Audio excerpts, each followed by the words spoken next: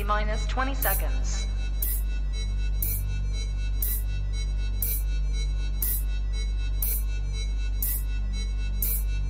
10, 9, 8, 7, 6, 5, 4, 3, 2, 1, 0.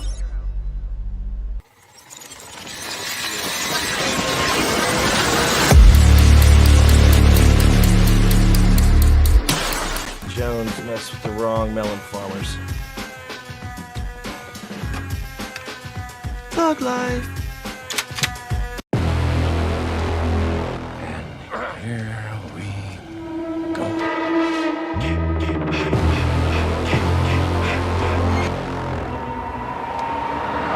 I prayed that he would burn in hell, but in my heart, I never held him.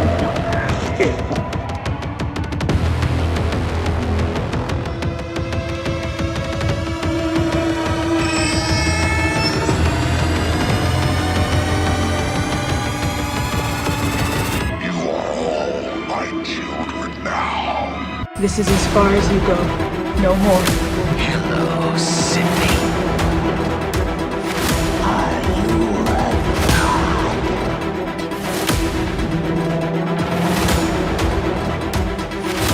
Don't you?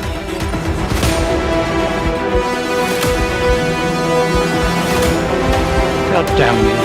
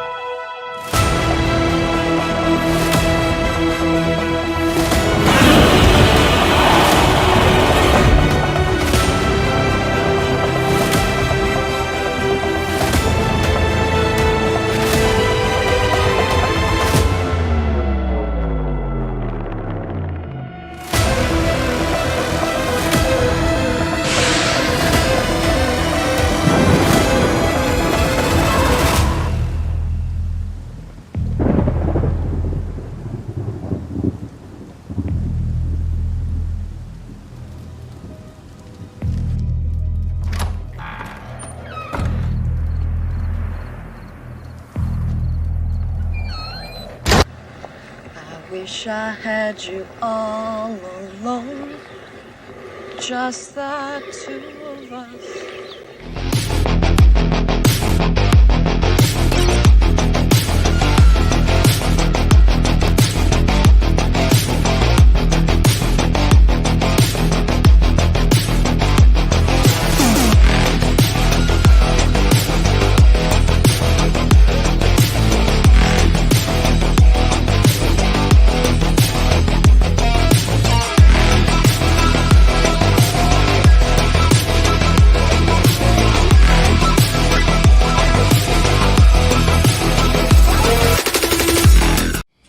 Baby, ooh, baby, ooh, baby, ooh, baby, ooh, baby, ooh, baby, ooh, baby, ooh, baby, ooh, baby. What's up, everybody, and welcome back to Movies and Beyond. Once again, I am Michael, and today is Monday. It's Fan Film Monday, and with me on Fan Film Mondays, as always, is Eric from the Bearded Entertainment. What's up, man? It's Horrorverse Monday. I know you're excited. Dude, finally getting into this. We've talked about it for weeks now, literally, and we haven't been able to jump on it because we wanted to, watch it with the creators of it. And that's obviously, in my opinion, the best way to watch it. But Yeah. I've been chomping at the bit to jump into it. And I so yes, very excited for tonight. Very excited to get into it, as I know you are as well. Oh, dude, it is taking every bit of my self-discipline. I'll use those words to not Willpower. just go over there and watch it, and just be like, well, I'll just go ahead and, watch some of it and watch. And, they came out with the movie and I clicked on it. They had a movie, that came out Monday that is technically episode 9. It came out the New Year's Day. and I watched it for like a minute, and I'm like, no, I can't do this. I saw just a couple little things, and it's just like, man, this looks absolutely great. I can't watch it yet. But tonight, you're right, we do have the creators. Aaron Carlson, Chuck Lawson are back with us. Let's bring those guys in and say what's up. What is up, fellas? Welcome to Movies and Beyond. We are ready to do the Horrorverse tonight. Fucking excited. Glad to be back, guys. Yes. Not lying. So what you're talking about with the movie and clicking on it, man, I had that with the Ghostbusters one we watched. The first one, the Ghostbusters versus Five Nights at Freddy's, because I'm not sure if y'all know, but for some of these, if they're people like if they're creators that we've never heard of or anything, you click on them like random point in the video to see like get a feel for the quality and everything. And there was a Ghostbusters one, and I clicked on it like right somewhere in the middle, and it was like a dialogue scene between these two guys, and it was so fucking funny. And I'm like I don't want to turn this off, but I need to so I can experience it with everyone else for the first time. And I can imagine the struggle to turn one of these off.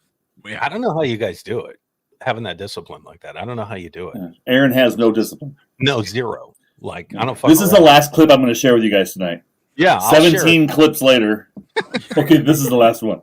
And if you piece all those together, you'll kind of get an idea of what I'm talking about. I feel like I watched the whole first episode. They actually broke the movie into 5-minute sections. So the entire thing of episode 9 is in our whole chat on Messenger with all of our actors and crew in 1 minute and 15 seconds. Yeah, all those little clips. I edit something, I got to share it. You guys will watch this. This is badass. You got to watch this. This is badass. You got to watch this. This is badass. I can't help it. I appreciate that. I'm kind of the same way with sharing things. Like I'll make something for someone as a surprise. Like, oh, dude, I'm making this. Check it out. And then eventually I'll just show them. Like, before it's even ready. Like, oh, look what I'm working on for you. So Aaron is not only our showrunner, he's also our Mark Ruffalo. He spoils fucking everything. I don't fuck around. Yeah, I'm just impressed that you guys have the discipline that you do. So good for you. It's tough, man. I'm not even gonna lie to you on that. I don't know how much longer I can hold out on this one. So I'm definitely glad that we're watching it tonight. And I'm sure that watching these 8 episodes isn't gonna make waiting on episode 9 any easier. Yeah, that's like gonna be the tough part. It's straight foreplay. That's all. It feels like it. It really feels familiar. It feels. Episodes 1 through 8 is like sitting in the reception area of a cat house, and then you get to episode 9. This is when you walk through the back doors. So you guys are just sitting out there looking at all the candy go by. Cat houses, Charles? Hey, fuck you! I'm old. Jesus Christ! I was about to say, I'm not gonna lie. I remember my dad and my grandfather using that phrase growing up. You know what I mean? Like, well, who do you think I learned from? Good men. Hell yeah. Well, speaking of good people anyway, let's see who we got in the chat tonight. I see that Jared Wilson's in the chat saying, hey, I just subbed to Aaron. Thank you for joining us. So glad you're here. Hell yeah, man. We're definitely glad to have you guys back on. What's up, Jerry? I hope you're doing well, sir. Thank you, Jerry. Val, the general is in the house. The general always gets a salute from Movies and Beyond. What is up, Val? I know Val has definitely been looking forward to this one as well. I've been talking to her on Instagram, and she's like, it's happening. Has she been waiting too? Yes. Oh yeah. Yes. Well, and she's really disciplined because she loves the shit out of us. It's not just me, Eric, Val. I'm getting a couple other messages. When are we doing the Horrorverse again? When are we doing the Horrorverse again? It's definitely after the shape. People are looking forward to it, especially the way the shape ended. Michael's in the car. He's driving. He's got the passenger in the back. And then you get that pan over to the lake and you hear Jason. It's like, oh my God, we're going to end here. This is about to happen right now. Nothing like ending with that Grandma great making another appearance in this one. Are we seeing Grandma again? If there's anything left of her, right? The piece of Swiss cheese that used to be Grandma laying on the ground there. Another sweater to remember to hang on to. Yeah. And Val has reiterated what I just said. It has been hell holding off watching this until now. So we're all definitely looking forward to this one. Peter Anthony is in the chat saying, let's do this. What's up, Val? What's up, Peter? Always glad to have you here, buddy. You'll see him in an episode tonight. Yeah. Yes. Right, yes, we are. Right. Dust Till Dawn episode, correct? Yeah. Is that the one that yes, I cannot wait. Fantastic. Man, from growing up from Dust Till Dawn was I just remember Cheech at the beginning. So this is weird because I grew up with my grandparents, right? I lived with my grandmother, my grandfather growing up. My grandmother was like not into any of that, like no weed, nothing, right? Mm-hmm. But she fucking loved Cheech and Chong. Loved it. So I remember watching that movie and being like, is that Cheech? And oh, dude, I'm not gonna say it on here because it was very, very adult, but like his kind of enticing monologue to bring people in. Get him in there. I remember quoting that. Growing up, just because it was so funny. And then Tom Savini, God, his character with that very impractical gun attachment. But that was cool as fuck. Sex Machine. Love that movie. Love that movie. Sorry, just had to say that. Like I think From Dusk Till Dawn is like an underappreciated like horror movie. Oh, it really is for me. It's two movies in one. They could have easily kept that like that thriller the way they had it, that crime thriller, right? Yeah, and they just go straight fucking gangster horror, and it's a fucking fun. It's a great. And movie. Quentin Tarantino was so terrifying in that movie to me. Like that's one of the times I see him, I'm like, you're like even more off-putting than normal. And I love Quentin Tarantino. Like he's my favorite filmmaker of all time. And like, but seeing him in that role, I'm like, why are you so good at playing this like predator? Oh man. I think a lot of that got overshadowed for me because that was the first time I remember seeing Selma Hayek. And life changed for me at that point. Oh, it was like we have different goals now, Michael, and that is our goal. One of them right there. 100%. Getting a woman to dance with a snake, or just meeting a Hispanic lady. Just a woman dance with his snake. It was just her. Anything she wanted. It's Selma Hayek. Like little did I know at that time. Yeah. Good God. And I fell in love with Tito and the Tarantulas. Yeah. With the band. Well, let me ask you then. How about the foot thing? Would you do the foot thing? She could do whatever she wants to do. Okay, it's Selma Hayek. I was about to say 1000%. And so Quentin Tarantino did not direct that movie, but he did write it. Like he did. So like he was this dude. If you watched any of his movies, you know him. He's like, oh yeah, we're gonna put that in there. Who you casting for this role? Okay, cool. Yeah, that's definitely going in there. Oh yeah, man. Well, Aaron, to make you feel better for Salma Hayek, she has the same affinity that Sam has, your current lady, in the fact that she brings home every stray animal she can find. She's got 30 stray things that she's brought home from every set that she's ever been on.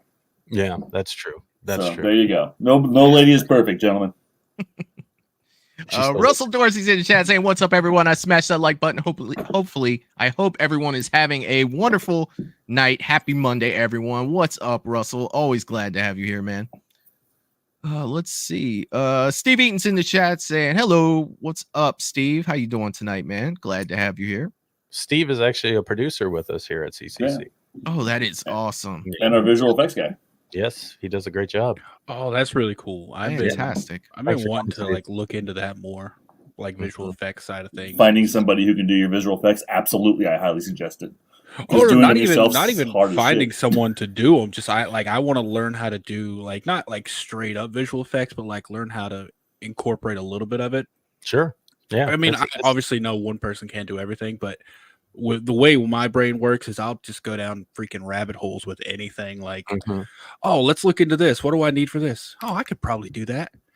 Immediately go starting to like learn how to do that and avoiding every other thing that I should be doing instead. But like VFX, I thought it was cool, and I'm like, that'd be great fun to learn how to do.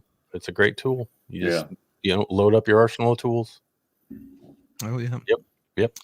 Val is saying, "Welcome to the channel. Please hit that like button and subscribe if you haven't already, and share this video out on social media. Hit the bell icon to get notifications of new videos and upcoming streams." Val always says that so well. Thank you, Val. I think she's got it typed out in like a note app or somewhere, and then she just copies and pastes because it's worded perfectly. It is worded perfectly. Jerry Wilson, one of the mods in the chat, he's throwing up the Patreon. If you want to support the channel outside of YouTube or Facebook, you can do so at www.patreon.com/moviesandbeyond. And he has the rest of the link in there as well. Thank you for that, Jerry. Russell is saying, "I am excited for this." I know he is. Yeah. Russell's been another one. We're ready to get into this one. Ages of Fear Clayton is in the chat saying, "What's up, amigos? Horror time, baby. Let's do it." If you have not checked out Clayton's channel, Ages of Fear, over on YouTube, he does a horror podcast, and he's currently going through the Friday the 13th movies. He did a Nightmare last, and he's currently doing Friday the 13th, and I am going to record with him tomorrow night after I on Eric the Bearded Entertainment Show. We are going to talk about Friday the 13th, 2009, the remake. So I'm definitely looking forward to doing that with him. And if you haven't checked out his channel, please do so. It's great content over there. And he's just getting started. Awesome. Let's see. Eric, I almost clicked on your name. Like, Eric from the Bearded Entertainment is in the chat. Well, I am in the chat. You are, buddy. You're right there. Bye-bye Polar is in the chat. Another one of my mods saying, "Hey, all listening while working. Hope you are having a great day." What is up, Polar? I'm glad you can make it tonight. I'm glad you can make it. Let's see. I know I saw Melissa in the chat. Did I miss Melissa? She was definitely in the chat. She's down toward the end right there. Melissa is saying, "Hey, I know Melissa's been looking forward to this one as well." What is up, Melissa? Definitely glad you could make it tonight. Let's see. I think that I got everyone. No, Byron Weaver is in the chat saying, "Hey guys, what is up, Byron? I hope you're doing well, sir. Definitely glad you can make it here tonight." Melissa, Byron, thank you. Did you see Polar's comment about Salma Hayek? No, I haven't got to it. Here it is. Okay, Yeah, I haven't got to it yet. Selma had a lot of girls even questioning it. You are not lying. Like, seriously. Like, it's yes. She still does. She's like, I don't care. I know. She's 60, 70, 80. I do not care. I love her. I just do. Yeah, that's crazy stuff. DJ Plays Favorites is in the chat saying, "Hi all. What is up, DJ? Glad you can make it tonight." And I thank you guys. Oh, and Katie from Popping the Popcorn is here as well saying, "Hi, friends. What is up, Katie? Always glad to have you here." And I have caught up, and I think that I got everybody in the chat. So one thing I want to do before we go ahead and get started with this. So we do have 8 episodes tonight of the Horrorverse. There is the 9th episode. We're going to move that out, and I'll guarantee I'll get a date for you guys very soon on when we're going to finish this up for that. But if you guys want to talk just a little bit about, what we're about to see, kind of give like a little intro to, what we're about to start watching, just your kind of like a little breakdown of what the Horrorverse is, just for the people who don't know before we get this started. You can go ahead and do that. Sure. Well, again, thank you guys for having us on the show. This is awesome. What you guys are doing kicks ass. I think it's absolutely phenomenal that you guys are reaching out to filmmakers out there and the fan film community and pouring out that love for them, for the love they have for that content. So that's fucking great. The Horrorverse is a multiverse of madness. It really is. There was a moment after The Shape where we realized that we were bringing Michael to Camp Crystal Lake. And instead of doing just a sequel to The Shape, I was working on some ideas of maybe, bringing in everything that we love about the 70s and 80s and 90s, and a lot of those stories that we've seen in those movies that inspired us. So, I hit up Chuck, I hit up Samantha, and I started pitching them this idea that I had about this world. And, push come to shove, after months of just playing around with some stuff, we got it all locked in. And that's what you're about to witness tonight. So everything you see here is a sequel to The Shape, but you're going to realize this world is a lot different than what you think. So, yeah. I can't wait. Let me get this set up so we can get this started. Let's go. I cannot wait. All right. Let's see. Oh, come on, StreamYard. You're so much fun.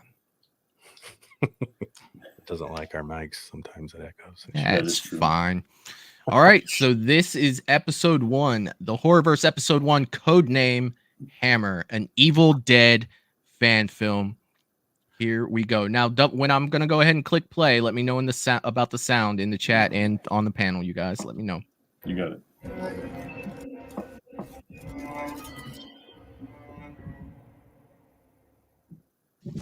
I'm here. Behind you, look. I'm good. Sound okay? Think so. All right. Don't you run away. You stay. And James has entered the chat. What's up, buddy? Glad you're here, man. You don't play with me. We will kill you.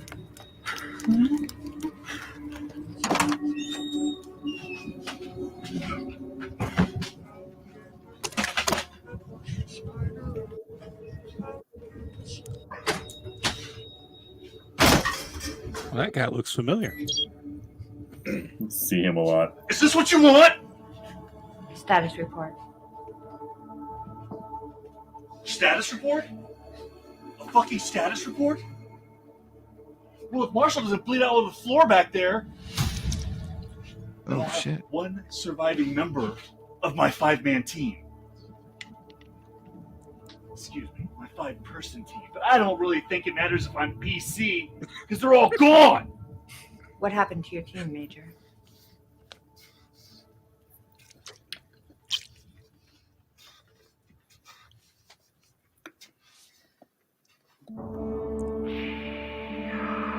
I love it. So iconic. Major.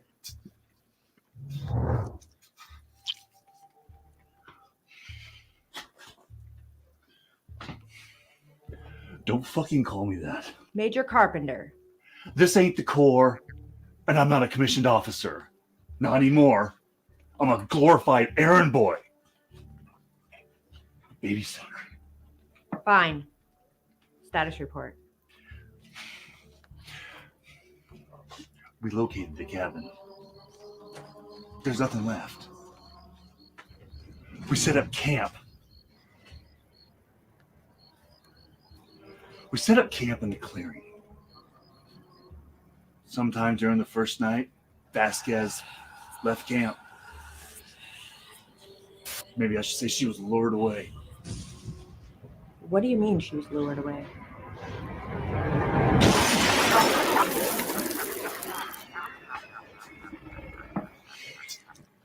Let's not pretend that we didn't know the risks. You knew what you were sending me to here to get. What happened to Vasquez?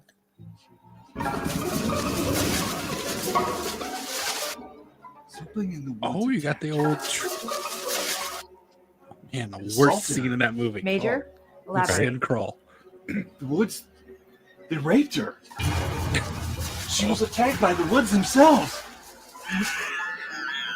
When we found her, her wrists, her ankles, they were covered in scratches and welts.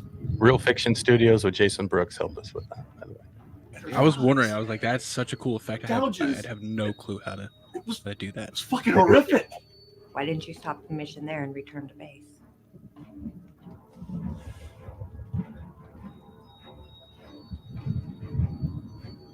I tried. God knows I tried. We evac to the bridge, but it was gone.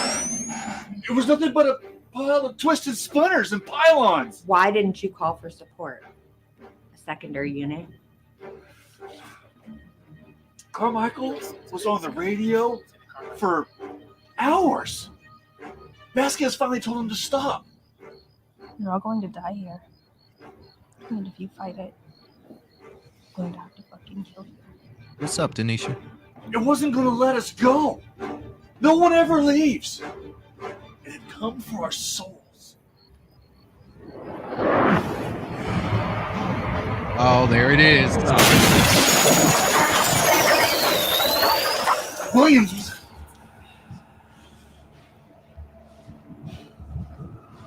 Williamson was the first to go. He was caring for her. She was laying on the ground. He was kneeling next to her. He was whispering in her ear. He was comforting her.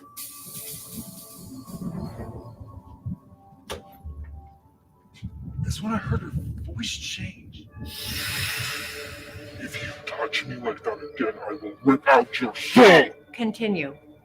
Oh, damn. That's when she bit his ear off. No means no. I don't mean like a Mike Tyson, Evander Holyfield nibble. She bit off his entire ear. As he spun around, she ripped out his blade and sliced his throat. fell to the ground. And she started jumping up and down, joyfully, like a kid. And Carmichael was next. From the crouch, she just jumped on him in a mount position and started tearing at his face. Jesus. The flesh was peeled from his skull by the time he hit the ground. She didn't even pause. She just jumped straight to Marshall. Luckily, the impact knocked him on the ground. I pulled my weapon. I fired a few shots. She ran off into the woods. While Marshall was watching over the camp, I figured I'd go and scout for her, see what I could find, and that's when I found it. Oh, you got the it. Old Necronomicon. Yes, she must have found the book the first night when we arrived, but she didn't tell anybody. Hey, Jamie. She had to have read from it and released the evil. I grabbed the book. I secured the book. And I was shaken by this horrible screaming. who was screaming, Major? Vasquez had found Marshall. She was tearing at his stomach. I got you. It's okay. It's okay. I don't want to die. Okay, I got you. It's so bad. I don't want to die.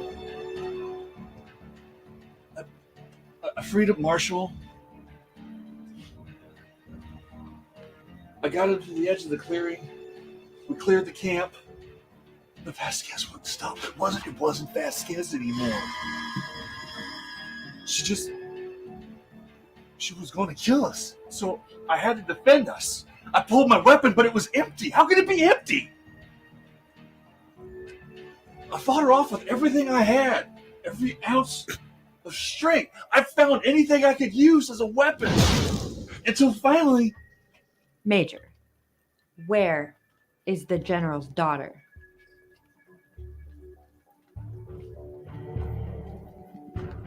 I had to tear her apart.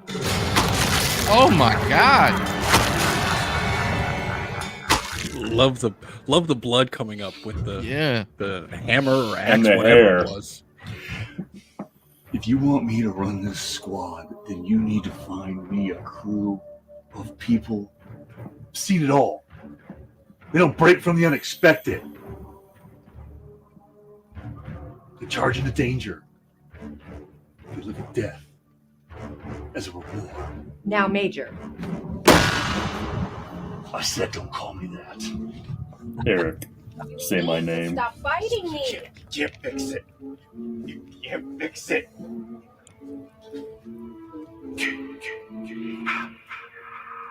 Love it. Touch me like that again. Looks like Lydia. Let go of me. All right.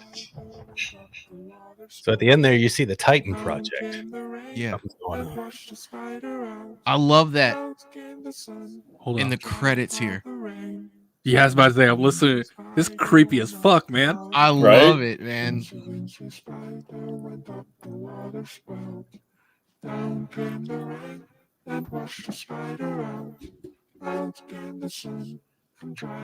Oh, that was freaking fantastic. Now, before I put the second one up, I do want to say one thing. The girl in that was playing, the possessed Natalie.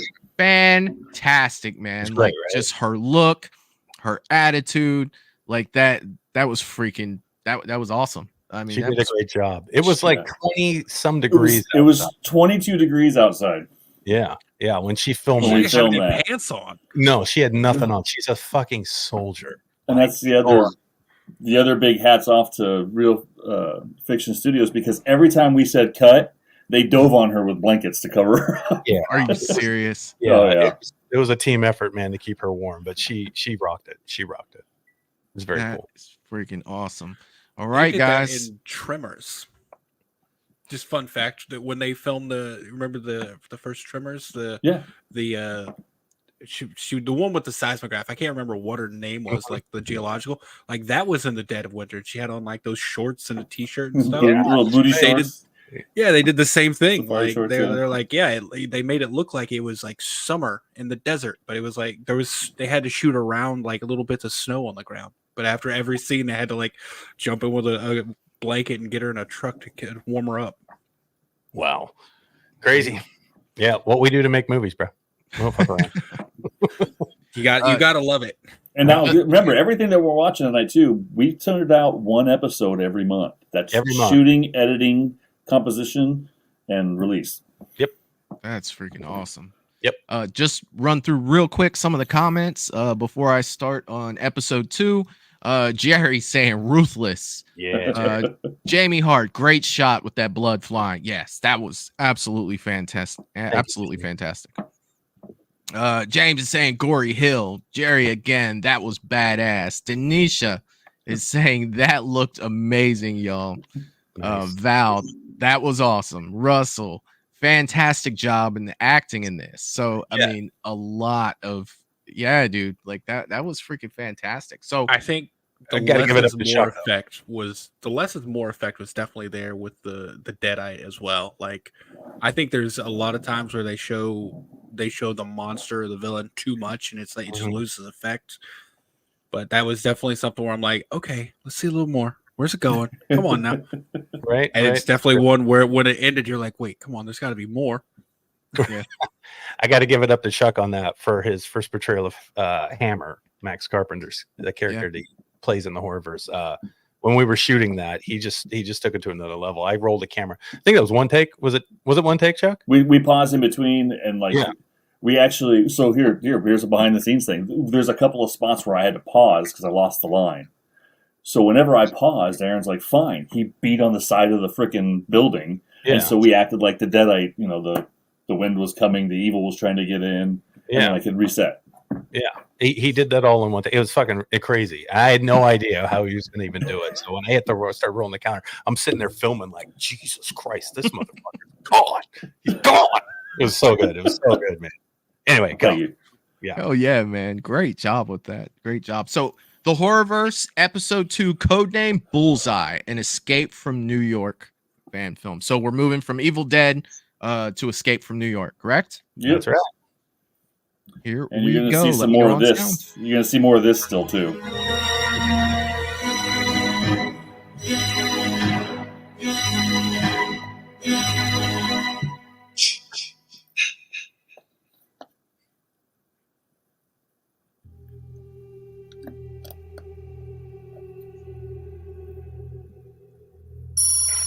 In 2020, paranormal activity is at an all-time high. Hold on 1 second, you guys. I'm actually having a technical difficulty on my end here. The echo's on purpose, just so you know. Yeah. All right, let's go ahead and start this over. I think I got it. Here we go.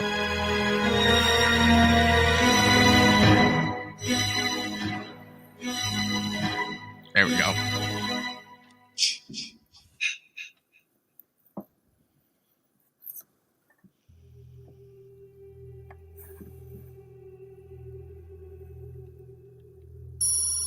In 2020, paranormal activity is at an all-time high. The United States government issues Order 666. Execute Order 666. Special Forces Unit is established. The EOC Emergency Operational Command.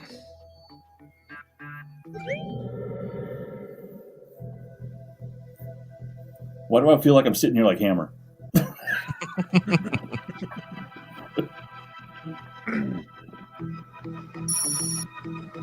Oh.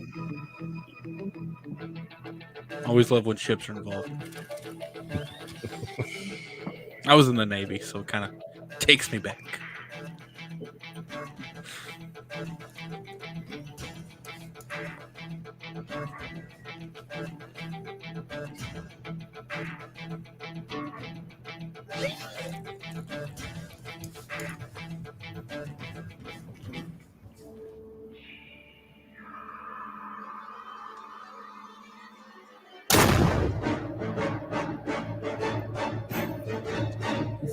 Thanks, Jamie.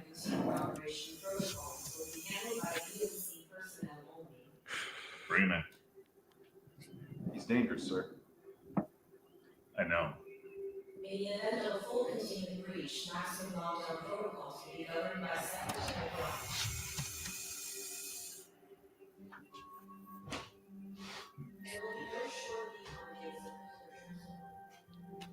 of Jonathan Riggs, a.k.a. Bullseye. 2 Purple Hearts. A distinguished. It's like, that is you. Okay. I was like, wait a minute. The hair is what's Yeah, throwing man me. To be awarded presidential duty. Save the life of an acting president. We're on the National Depository. Maximum security sentence. You threw away your life, war hero. It's a sad story. You got a smoke?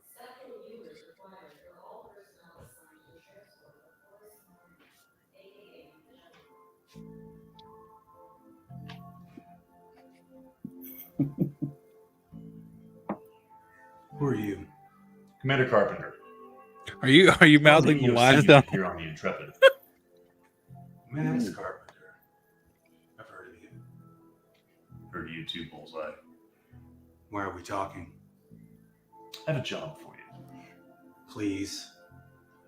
During your tour in Iraq, you lost your wife back here at home. Is that right? What's it to you? Died in her sleep, according to the coroner's report. Oh. She didn't die in her fucking sleep. She was murdered. That's right. What do you know about it? In this world, there is true evil. You have criminals, murderers, rapists. Welcome to the human race. What if I were to tell you that you also have ghosts, demons, and titans? Bullshit. My unit hunts down the things that we don't understand. We seek the answers. We eliminate the targets. We rip them right out of the equation. Aren't you the hero? I want you in my unit, Jonathan. It's flattering. I have my moments. Are you in? Find someone else. It's flattering. I have If you my do moments. this, I'll get you a full pardon. You can start clean. You can help me find the motherfucker that killed your wife and so many others like her. You can make a difference. We are at war. Look, I don't give a fuck about your war or making a difference. Is that a no? I'm thinking about it. Then follow me. Hardest part was learning how to fly a helicopter. Oh, I can imagine. Yeah. Which I didn't do. Yes, I know.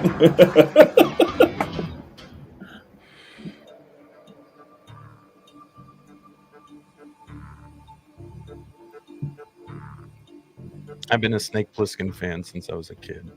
I had to do it. That's awesome.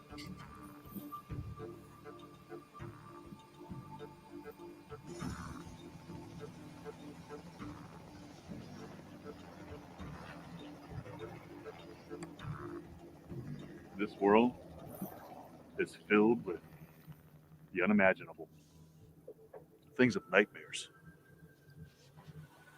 Our goal is to keep those things secret.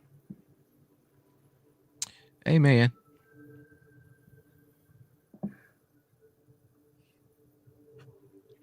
It would have been hilarious if you would have just given him like a telescope. Right.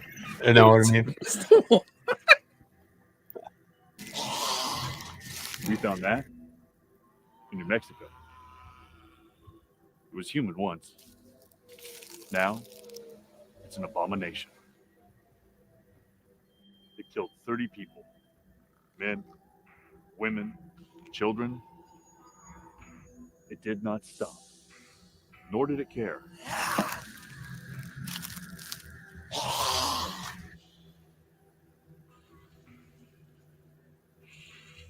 What is it?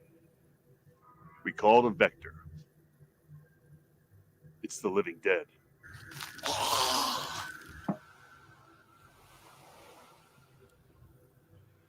This world is not what it seems, Jonathan.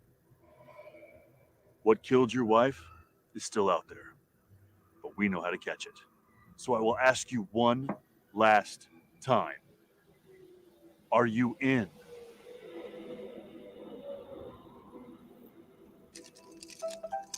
What's up?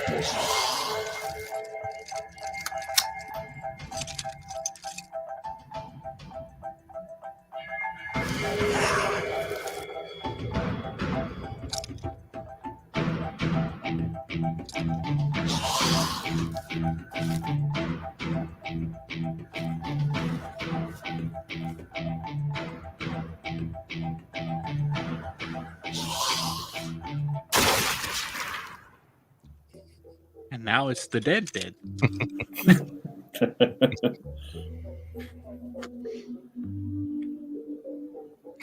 Oh yeah, I gotta go to old school smokes. Old school, man. None of that vape shit. No. You know what killed my wife. I do. His name is Kruger. Fred Kruger. And I know how to catch him. So she did die in her sleep, technically. And she was murdered. So the coroner was You help me not with my wrong. next assignment. I'll help you catch the person that murdered your wife. That is the deal. What's the assignment? Jason Voorhees. Oh shit, son.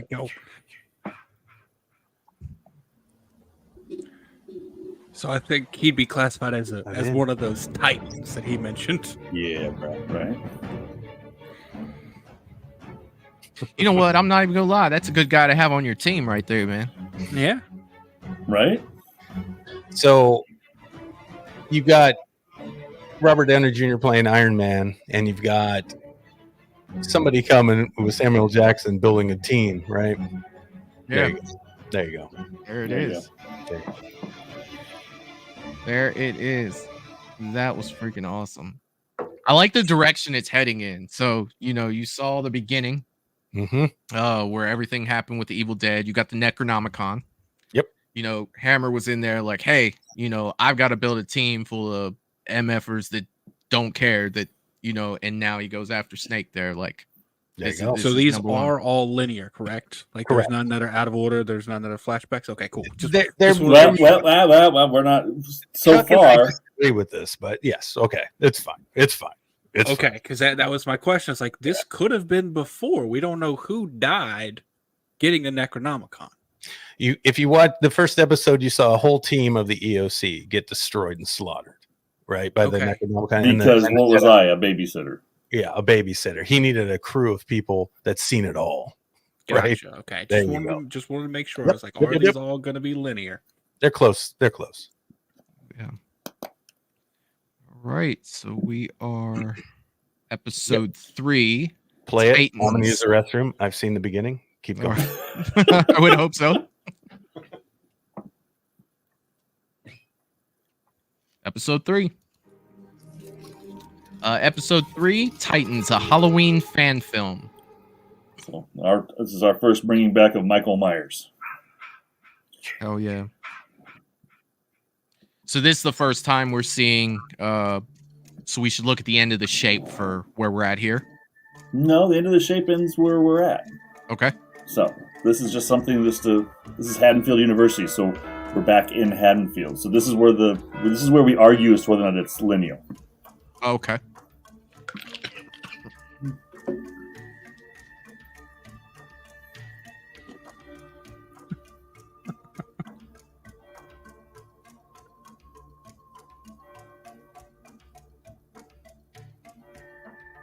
I say Steve killing it said, since spoilers, Ruffalo. Professor Stone. Killing it since 2001. Jamie. Okay, I was like, I couldn't see the year. I was like, is there a year? Year my daughter was born, she got me the shirt. There's a lot going Oh, on. nice. Nice. Sometimes you need extras. You just walk by the camera. Discussing class today. Okay. Administration theory, judicial process. Administration theory. All right. Enlighten me. You mentioned that this theory attempts to find a rational way to design our organization as a whole. Is that correct? That's correct. We structure law enforcement and governments the same way.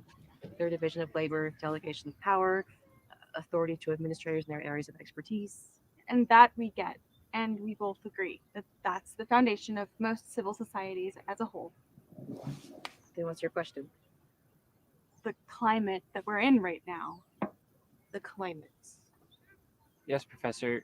Criminal justice studies deals with all avenues of the system. Right. From victims to perpetrators and lawmakers and judges. That's right. So how does the system work with something outside of it? Something different? What do you mean?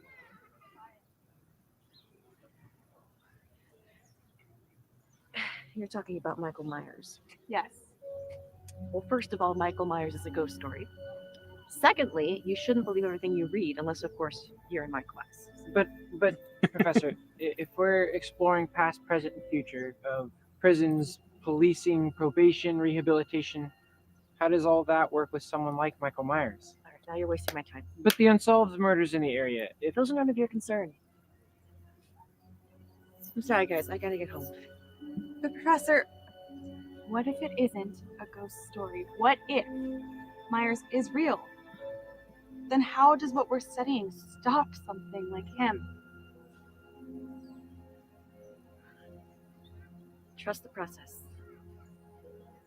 Excuse me. She's good. Thanks. She's really good. She's fantastic. Yeah.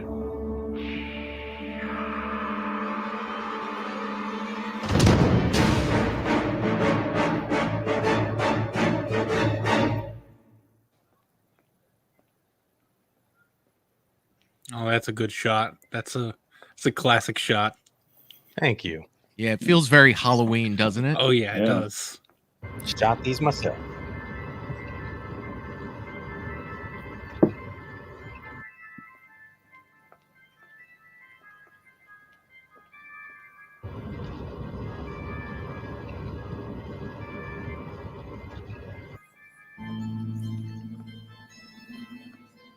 Hey, that truck looks familiar.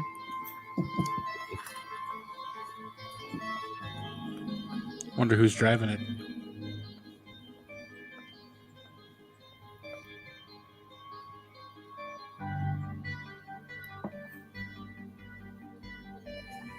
See, this is why I would get murdered, because I wouldn't have the like awareness to notice that, and I would have just kept walking. Kept walking. Like I would have noticed the truck stopping in the middle of the road. I'd have been like on my phone or something. Yeah, probably looking at your phone. Like that. Yeah. That's probably what I'd have been doing. Hey, Mom. what she's doing now. Oh, Mom, I'm just on my way home. I got a great papers tonight. Yeah, I'll let you know when I get home. I'll look for it.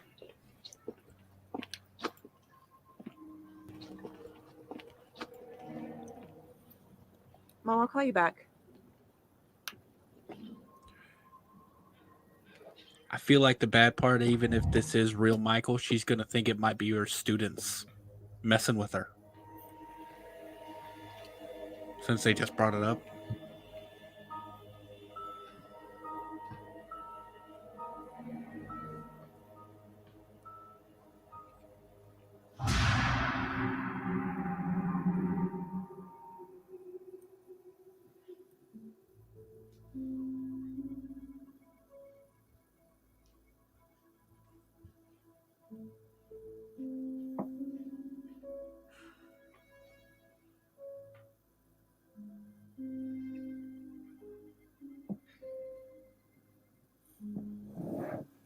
What's up, Wayne?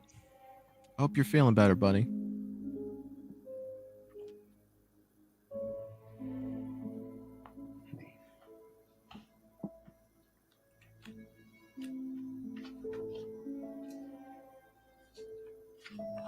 Let me throw DJ's comment up there.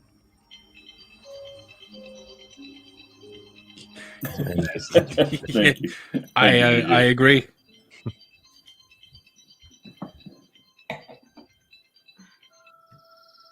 Hello. Hey, Mom. No, sorry, I haven't looked for it yet. I just got home. Okay. Okay, fine. I'll go. Just give me a sec. I'll go look right now.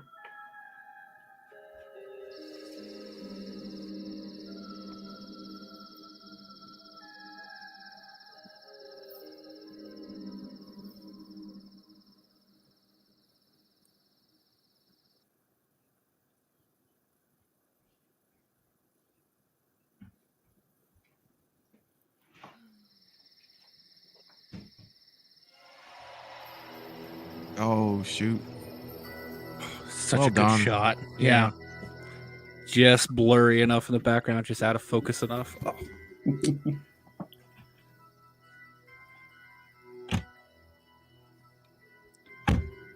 It's better than Night Swim recently. I'll tell you that for sure. I still gotta watch that.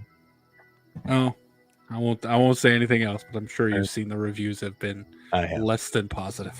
I have. My biggest thing with that I said last night was we're down to a pool now, you guys. What's next? A shower handle? Like, is that what we're doing next? Fuck! Shh. That's my next story. God damn it! Thought that was original. We're down to a pool. At this point, you could probably still get that story picked up by Blumhouse, I guess. His left flip-flop was cursed. Anybody who wears it stubs their toe.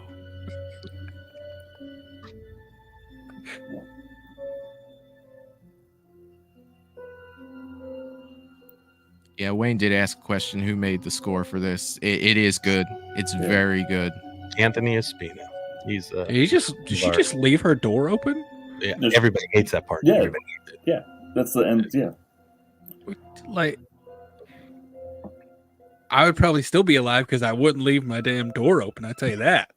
We already knew he's in the house already. Yeah, I mean that's true. Now she does have an easier way to get out, I guess. Exit strategy. It's one of those classic things. Did you just lock me out, or did you just lock me in? Steve is saying she don't need no doors. That remains to be seen. I really like this score. I do. Yeah. I love the tension building right now. He's fantastic, man.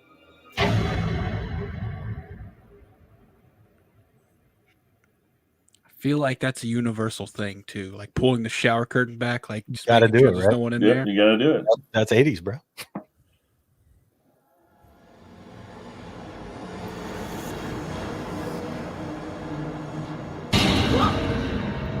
Now, Chuck, is this you back as Michael? No, this is still our Matthew Jensen. Gotcha. I'll get you a link, DJ.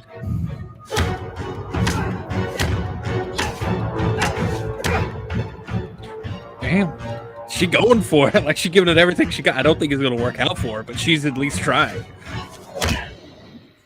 That's a good high kick. Aside from being an amazing actress, she's also a ballet dancer. That explains it. I was like, did she take martial arts of some sort? And she's action all day long. She's great. She's great. No, Val, I like that one. I was about to say, where are we gonna get the Undertaker sit up? Gotta have it. You have to, man. It's so Gotta good. have it, man. You know the Undertaker stole that from The Shape. Of course. Yeah, but I feel like the Undertaker did it more. Holy shit, he wrestled, 350 nights a year? Exactly.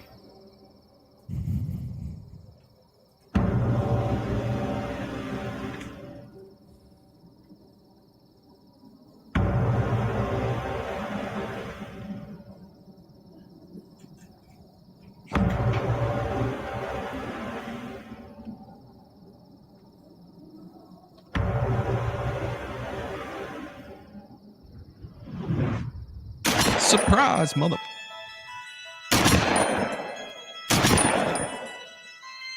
Four, 5. What kind of gun she using there? If it's a revolver, it's probably got at least 10. She shot him 6 times. There you go. Oh shit! What the fuck? I love that reaction. I know. Is she like Doctor Strange or some shit right now? Hang on.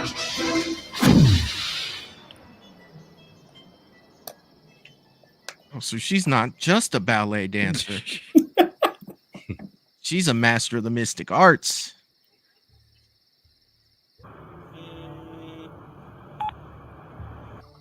Hey, Mom. Is that Peter? That's one of You don't need to call me that. It's Chuck. Maxwell. No. Huh? Is it? Is it done? I almost had him. Did you use it? I was about to. Seconds away. I mean, we were close. Return to base. Michael saw that thing, was There's like, more fuck to no, I'm out of here. Yeah, well, I got papers to grade, so see you tomorrow.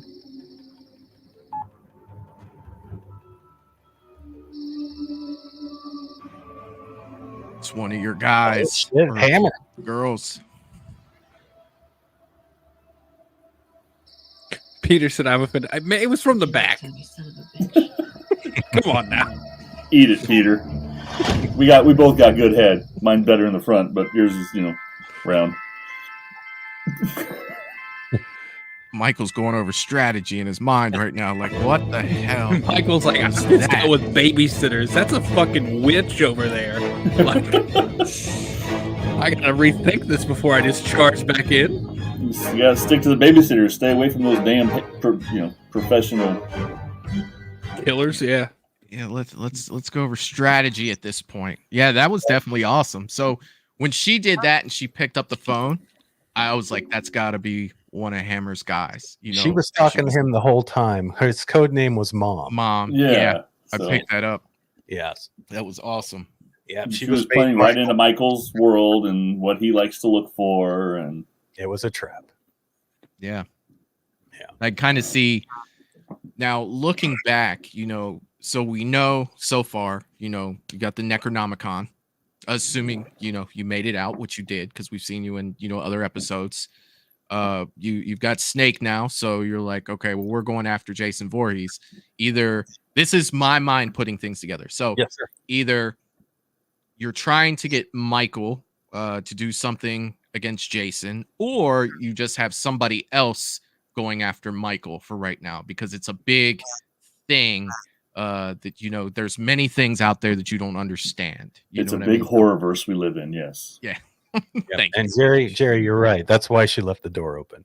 Yeah, it makes more sense now seeing it, like she's trying to trap him. Yeah. That okay, but at first I was like, this woman's trying to get herself slaughtered. Like, I understand not believing in Michael Myers, but like inviting there's still real inviting all evil into your home. Yes, I say there's still real people out there. Yeah. When I wrote that episode, I specifically wanted to do everything to piss people off with her, thinking that she was just nothing. Like she's just a meek little girl. Yeah. Just one of those dumb booches that doesn't believe and is just going to get slaughtered. But no, all the setup. Yeah, it's fun. It's fun. So you think the Necronomicon is going to be used on Jason? Y'all can speculate however you want. If the shit's written, we just haven't filmed it all yet. That's my speculation, is that the Necronomicon was got for Jason. Maybe, I don't know, man. Because thank God there's more episodes to watch. That's what I was just about to say. Episode 4. Where we had with episode 4. Here we go. Episode 4. Here we go. The Cunningham County Sheriff of Friday the 13th fan film. Here we go. Yes, but I say Michael's now in his element. He's like, all right, we finally got Friday. We're good. You get lots of teases, Michael, I promise. Actually, you get a little tease in every episode. Yeah. Yeah.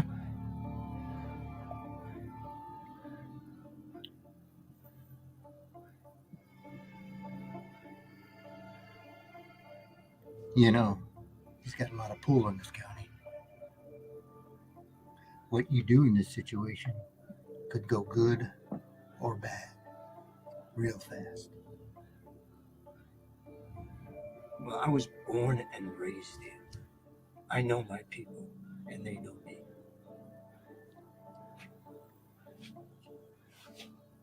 And that's why I hired Yeah, they do. Wayne, I know you were a little bit late in here. Val, could you share their social media for CCC Entertainment, please? Thank you, guys. Or Jerry, thank you. Just go to ccentertainmentcom.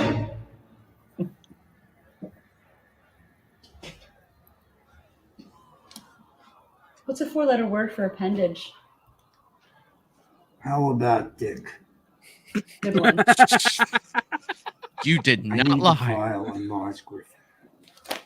You fucking serious? What if it worked? Do you know how big that If file it is? fits. You would have to go over to Jeff's office supply and buy the entire ink cartridge section. I don't want to print all that. Jesus Christ, Doris, just give me the Cliff Notes, okay? Fine. Thank you.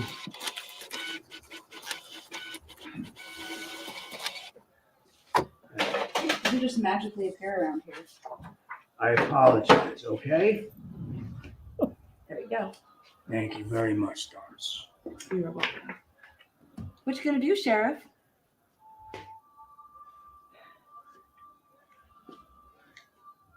I like that Western. What I always do.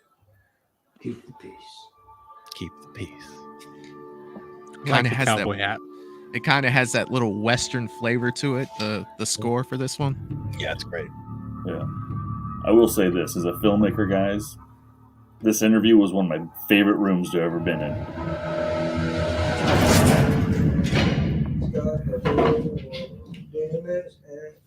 He's got the whole world. That guy looks familiar. That's Robert Robert Sardo. Sardo. He's been in a ton of movies since the Since the 80s. Yeah. Was he in Death Race? Yes, he Yep. was. That's where I know him from. Is he the dude who like you can't kill me? Yep, that's him. Nice.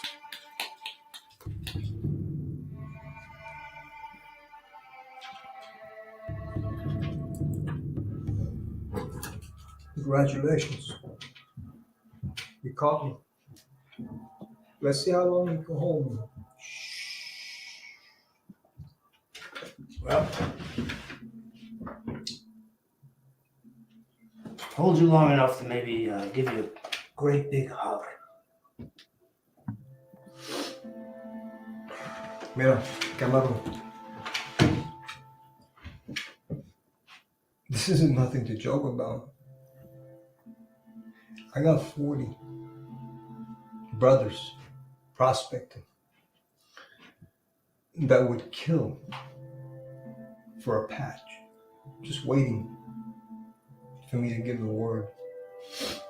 You don't release me now,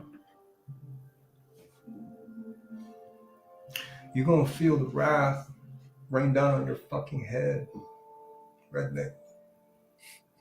The calmness is what sells it. He's like Right. not even worried. No, I appreciate your concern. I do. Thank And you, the Val. truth is, I could sit here all day with you. We could go over this file, do what I could to give you a fair chance. But it wouldn't matter, would it? See, the problem is, you're one of those, aren't you? One of what?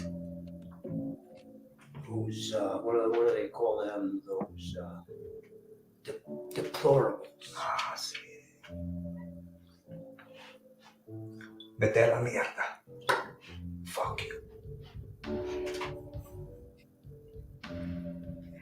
Now, you see, I've been a resident of this county, Cunningham County, for a very, very long time. I was born and raised here, as a matter of fact.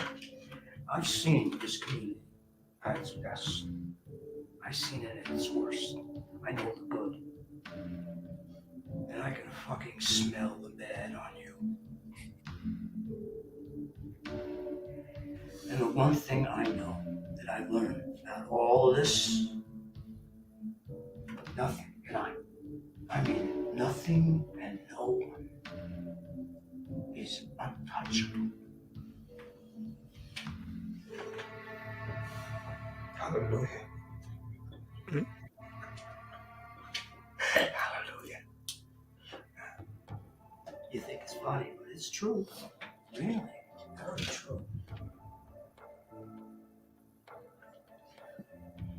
You know, this ain't the first time you brought me in here. Spinning all this bullshit. Country bile. You definitely ain't the first pig to try and hold me. But this community, this town, it ain't shit without people like me. Bringing in the product that we do. And you know it. So with respect, I'm gonna ask you one last time to gather up my shit. Open the front fucking door before I burn this entire shit-kicking town to the fucking ground. And I don't care about your little history lesson. So good. You don't think much of yourself, do you? All right, let's just keep this whole very simple, okay? Tell me something. You're gonna hurt another woman in this town. That was a good sound cue there. I don't know why it just synced up perfectly.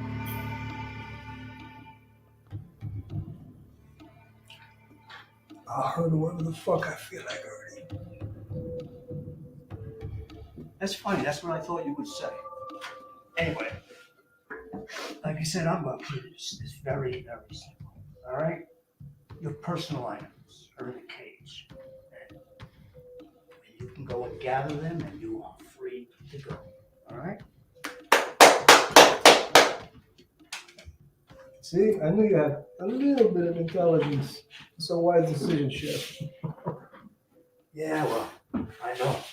I always do make a wise decision. Yes, we do. And just one more thing. I can't let you go out the front door. I mean, I got citizens in the street waiting to find out what happens to you, and if they see you, just leave. I'm going to have it all explained to do, and I don't have time for that. So if you don't mind, would you please just go out the back door? Amigo. Okay. A door's a door. Just find I don't it. think he's Get really the fuck leaving. out. If I was a betting man. Let me just say that whole back and forth between those two was absolutely fantastic. Oh, Not too bad, right? Dialogue was. What is it, Pig? Remember what I said about nothing and nobody being untouchable? Yeah. Your big threatening words. That wasn't a threat, that was a fact. Oh shit! Yeah, I was about to say I kind of figured something like this was about to happen.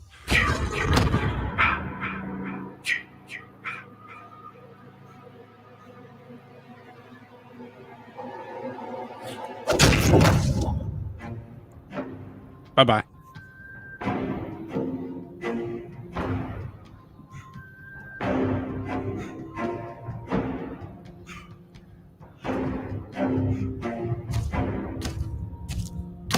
What? You have a nice evening. What? It's like we got our first person that we want to get killed. So what you just witnessed was Cunningham County Sheriff. Cunningham County is near Camp Crystal Lake.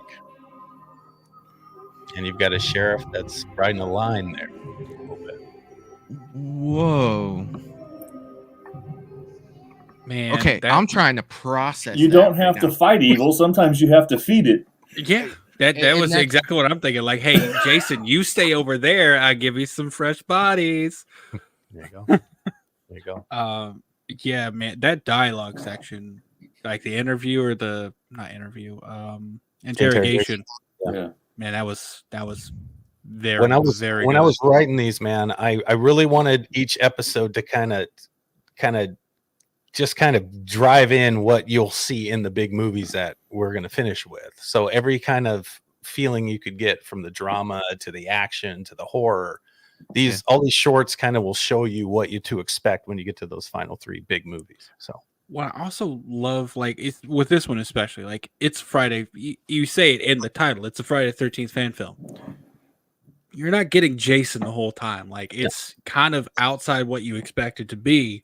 but it fits so amazing. Like that the lead up, the tension in that interrogation room, everything was perfect. And if you didn't say it's a Friday the 13th fan film and someone watched that, they'd probably be like, what the fuck just happened? And I'd love that. But like, even knowing it, you're still like, you get so invested in these two characters that you're like, okay, oh wait, Jason's supposed to be here. Right, exactly. And you know, that's it. Without those two actors doing that, we wouldn't have been able to pull that off. We're just watching it again right now. Like that scene, you needed someone who could carry, and those two guys are great actors. They're fantastic. So they definitely carried that scene for sure. Like it was absolutely amazing. Like that's definitely what I took away from, you know, I wanted to say it in the middle of watching it, but it was like I wanted to see what they were saying next. So I was just kind of in a locked in on it right there. Like, wow, man. Did you write that with them in mind, or was this like you wrote it, then you cast them? Ira Katz is a local in our area up here in the Seattle Tacoma area, and he's fantastic. He hasn't gotten a lot of work up here, but when I saw him in a short film a long time ago, and he auditioned for another film we were going to do back in the day, you know, he's our Al Pacino. He's just fucking great. He's just fucking great. He's so good.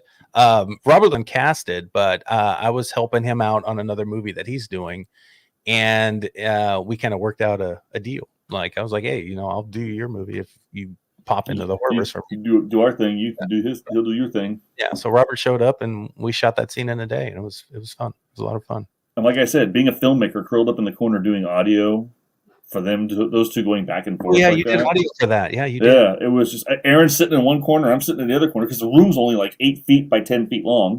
Yeah. So we're just sitting in there, curled up in the corners, just watching these guys work. It's just like, okay. Like, completely blown. Like after you watch something like that, are you like, fuck, I gotta go take acting lessons now? Yeah, exactly. And what was cool is you know, I'm pretty loose with the scripts that I write, so I want actors to make it their own. And Lasardo was improvising like a motherfucker. He was going crazy, and Ira was right there with him, and it was so cool, man. So I let them do their thing. I just let them do their thing. Yeah, they definitely carried that. Like it worked out. It worked out. Yeah, bro. Okay, now Michael, though, since you are the Friday the 13th fan, how did you feel about the episode? Well, I want to see where this goes. All right. You know what I mean? Like that's the biggest thing with this. And I think that each one of these are kind of doing that very successfully, you know, setting up this big story. It's just like, well, shit. What next? Now? Like what was made? Like how did that conversation happen to where that deal was arranged? You know, there's a million questions, you know, in my head, but it's just like let's see where it goes. It you know, really that's the biggest thing. Really does feel like the Avengers right now. Like you got your Captain America solo movie with these characters. You got your Thor solo movie, your Iron Man, and then like one story to bring them together. That's definitely what it feels like now. And I'm excited for the team up of the Avengers if that happens. I love it. All right. Episode 5, Codename Razor, Invasion of the Body Snatchers fan film. Here we go. Out of this one.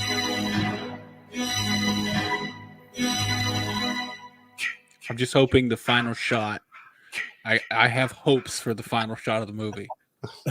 No expectations have been set at all, you know? Final shot of what movie? Which episode? God damn it. I could have swore we had everything good to go. Buttoned up by the book. How the fuck did this thing get out? You're the intelligence officer, you tell me. Only so much I can tell you, sir. I don't have answers. I'm working it. Work harder. Oh, we can contain this thing on the ground. Can you contain it on your little tablet? That was me hitting something on the ground, and Aaron kept me saying that in the film. Yes, that's great. That's fun. If anyone can contain this thing, it's him. It's him.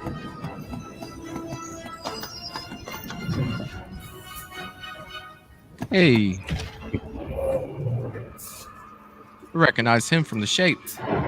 One of those potholes you hit. You gotta like apologize to your car. Yeah. So this episode is not only Invasion of the Body Snatchers, but this is our take on Speed. Okay. Speed with Sandra Bullock and Keanu Reeves. That's right. Yeah. The intensity. Keep it going. Okay.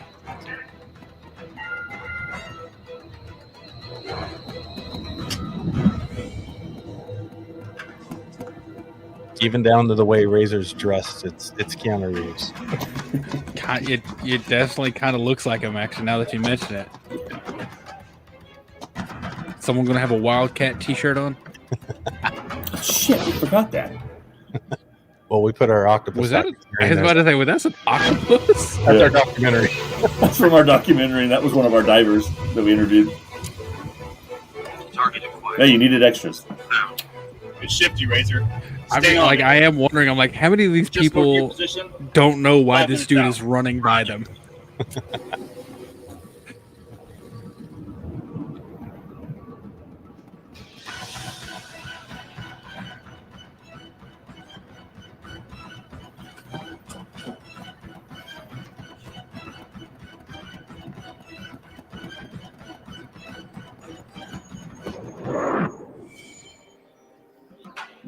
That's exactly, Razor. Yep, he said exactly what I was thinking. What the? I got a Will Smith from the original Men in Black vibe. He just doesn't know what he's up against, but he's still gonna keep going. We're not the only ones with a visual. Fuck, there's video now.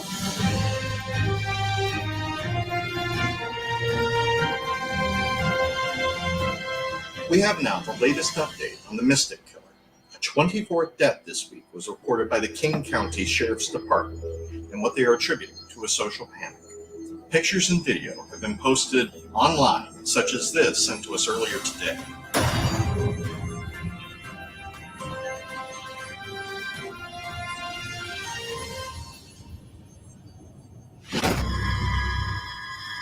Fuck it. Razor, that thing is a mystic. Everyone in that crowd is susceptible to its abilities, even you. So keep your eyes on the beggar. Keep your eyes on him. It ain't getting away.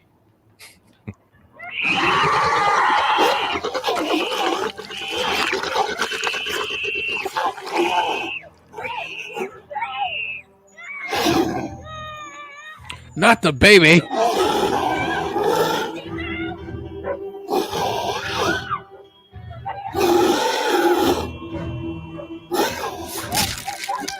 Oh my god! That's Aaron's grandson. Oh no! Well, it was. The authenticity of these claims remain under question. It is unclear if this is simply a hoax or perhaps a viral marketing campaign gone awry. Stevie. I'm not so bad.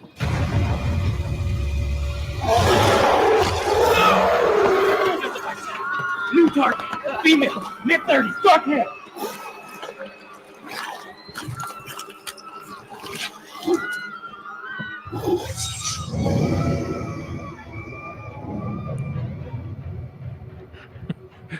Jamie saying brave move. I assume she's talking about killing the baby. First grandma. Baby. We killed everybody. Alleyway, north of the plaza. Bro, you're gonna have to get so close with that thing. Good luck. Good luck.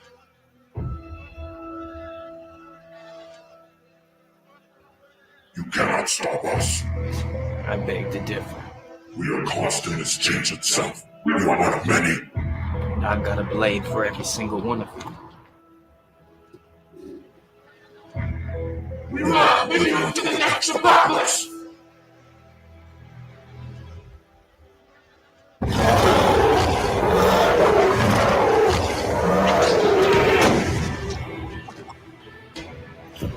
Good throw. I thought it was gonna go in the mouth.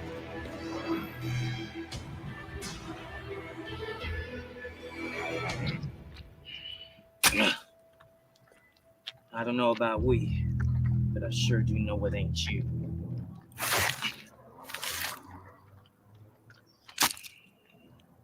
Got a double tap.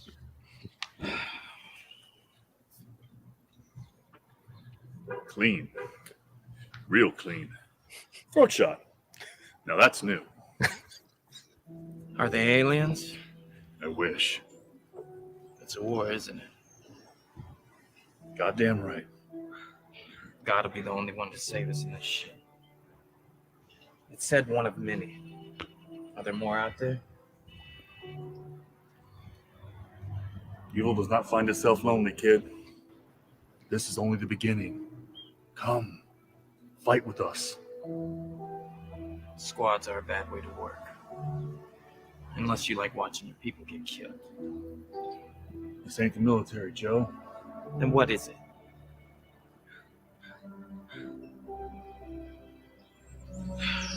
Fuck it. I'm in. Let me ask you a question, Mr. Razor. It's just Razor, sir. Well, it's just Max, Razor. Mr. Razor. You ever heard of Camp Crystal Lake? Oh. You gotta be fucking kidding. What? You gotta be fucking kidding me. Thank you guys for letting me put my 80s montage in here, by the way. Right. I have it. I gotta have it, though.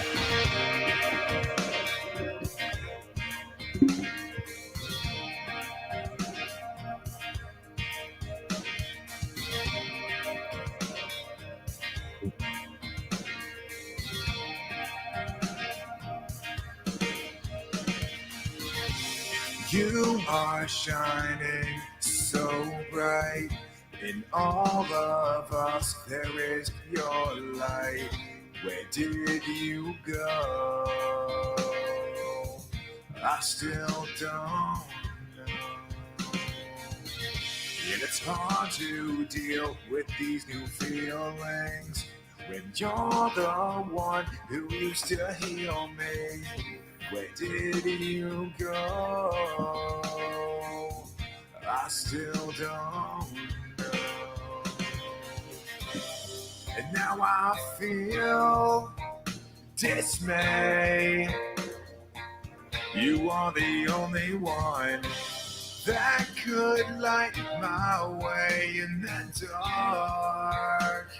I thought that was going to be a picture of Sandra Bullock. I could feel the way you were to pick me up. Now that we know, we're just looking for these Easter eggs everywhere. Mm-hmm. Everywhere. It's been a while. You got a lot of balls showing your face here. Now there he is. You got to have people on the team who don't agree with each other to make it fun. You would think. Or is it one of They these? love each other. You So not predator there, bro. Well, I've been coming here since I was a kid. I know.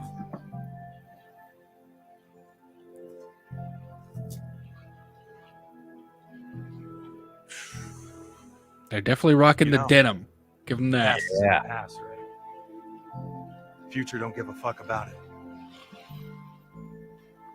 It matters. What happened to my father didn't have to happen.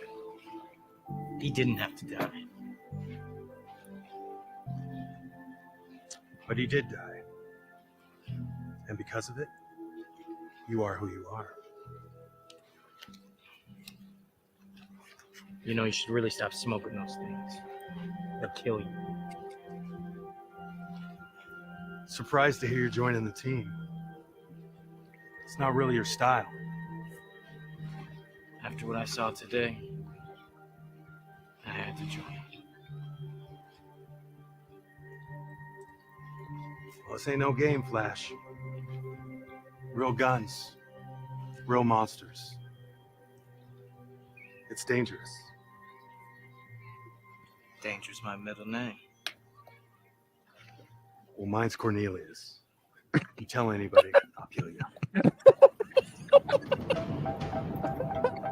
Oh, that was good. You're doing a very good job of with this building that team. You know what I mean? Like putting all the pieces in place before, you know, you're not Justice League in this thing, you know, like DC did. You know, you're taking the time to put it together, and that's something that's gonna pay off, you know, in the long run for sure. This is great. Thank you so much. Yeah, because I know what you're talking about with the. I would think actually Batman versus Superman was worse. Like try to introduce three superheroes and a villain all in one. Or no, Right. two villains all in one movie. And it's like, come on now, give us some fucking breathing room here. Yeah, you need a minute. You need a minute. All right, that was episode 5. But at the same time, looking at our views and everything, it's not that everybody gravitated towards it. Everybody gravitated quickly to episode 3 when it came out because it had Michael Myers. Yeah. And it's funny now that episode 9 has come out and it's a Jason Voorhees fan film. Mm-hmm. People are realizing that there was these 8 episodes prior to that one, and they're going back now. So the numbers on these shorts are just going off the charts right now. It's great. It's cool. And that's honestly, fantastic. I mean, who knows what the Horrorverse is, right? No one knows what that is. But once you tie it into a major IP like Voorhees, they if they liked it, they'll go back. They'll go back and watch them, and they are. And it's less of a time commitment. And I know it's not just me, but when like people go to YouTube and they go to search something, they're gonna most of the time pick the shortest one. So if you can squeeze a fan film into this, you know, there's not as much of a time commitment. Yeah. But as soon as they get through that one, they're like, okay, well, I've got plenty of time to do episode 2, and then they just keep doing it. Keep rolling, right? Yeah. I learned that with Cobra Kai, since they were like 30-minute episodes. I kept watching those motherfuckers one after another, and I couldn't stop. And next thing you know, I spent 3 hours, which I didn't think I had. Right. I don't have 3 hours to watch a movie, but I have 6 hours to binge watch an entire season. Exactly. Yeah. Exactly. So But the funny thing is the story that I came up with had so much to it that there's no way we would have fit all this into 3 movies. So that's why, another reason why breaking them up into smaller episodes, if people are interested, they don't have to watch them to enjoy the Voorhees movies. But if they want more backstory, they can go back and watch these, and then they get a little more juice. We did a little bit of the origin stories first. Yes. To entice them, to bring them in. And yeah, like you said, there's nuggets everywhere, whether it be somebody's name or something that somebody's wearing, looking at. There's little nuggets of everything in the horror around the planet in this universe. Yeah. And there's an octopus. Yeah, man. There's stuff in episode 2 where if you listen over the intercom when my character Bullseye is talking with Hammer, if you listen to what's being in there, there's nods to 13 Ghosts. That voice over the intercom is saying all kinds of stuff. So you can pick up all kinds of fun things if you really pay attention. It's pretty cool. Yeah. Yeah, these are definitely a watch multiple times to pick everything up kind of deal. Yeah. All right, we are on to Camp Crystal Lake. The Horrorverse episode 6, The Crystal Lake Counselors. Right, we're back at Crystal Lake. Back at Crystal Lake. That's what I'm talking about. Back to home for Michael. Yes, we are. Which is weird to say, since obviously it's the home for Jason, but your name is Michael. I know it gets me sometimes. I say it sometimes. I'm like, I hope everyone knows that I'm talking about Michael because their names aren't crazy anymore. Yeah. I've had one person point out, be like, Michael's not from Crystal Lake. That's Jason. I'm like, damn it, you. Yeah. Actually, sorry. Technically, possibly. All right, guys. All right. Episode 6. Here we go. You're flying through them. Holy shit, that means we only got 2 left after this. I know, bro. Then we gotta wait. Watch. Damn it. Well, Eric, you can call in sick and we do episode 9 tonight. It's possible. Who knows? I might have to crack open my work laptop, send an email real quick. Well, I'm shocked I got this working. It's nice to meet you, Mr. Conrad. Good Lord. Call me Robert, please. It's an honor to meet you, Robert. I've studied your work for years. Well, I appreciate that, Miller. Hope I didn't bore you too much. So, I know 2 of your professors and the dean at Yale.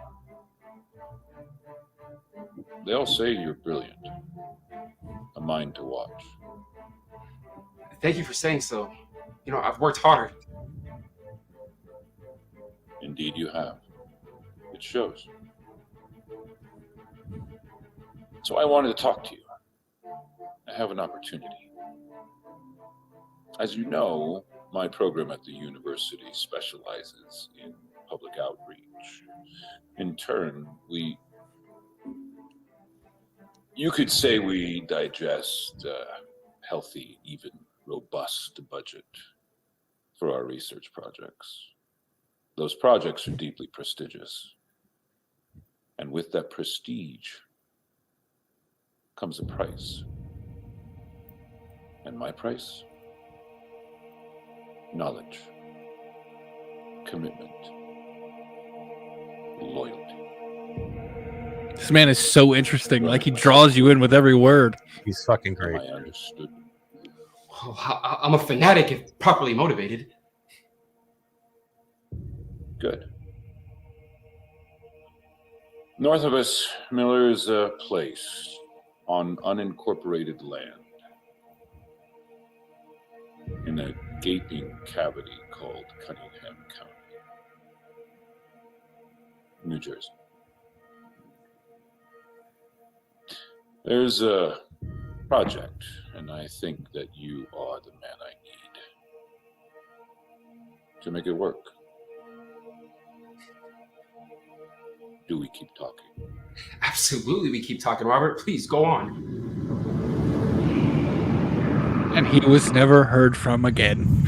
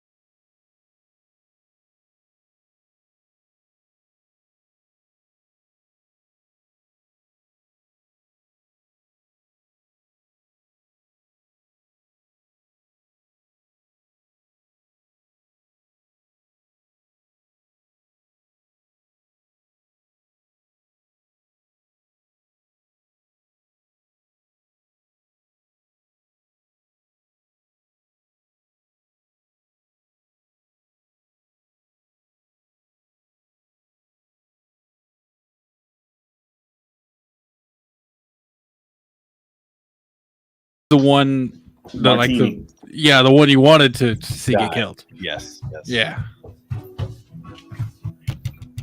Jerry. I knew that's why Jerry was asking. That's why I brought up. I was like, look at this dude. Look at this dude. Counseling. God damn it, Miller. I don't want to hear a word you have to say. Definitely want to hear this. Hear what? Could you just...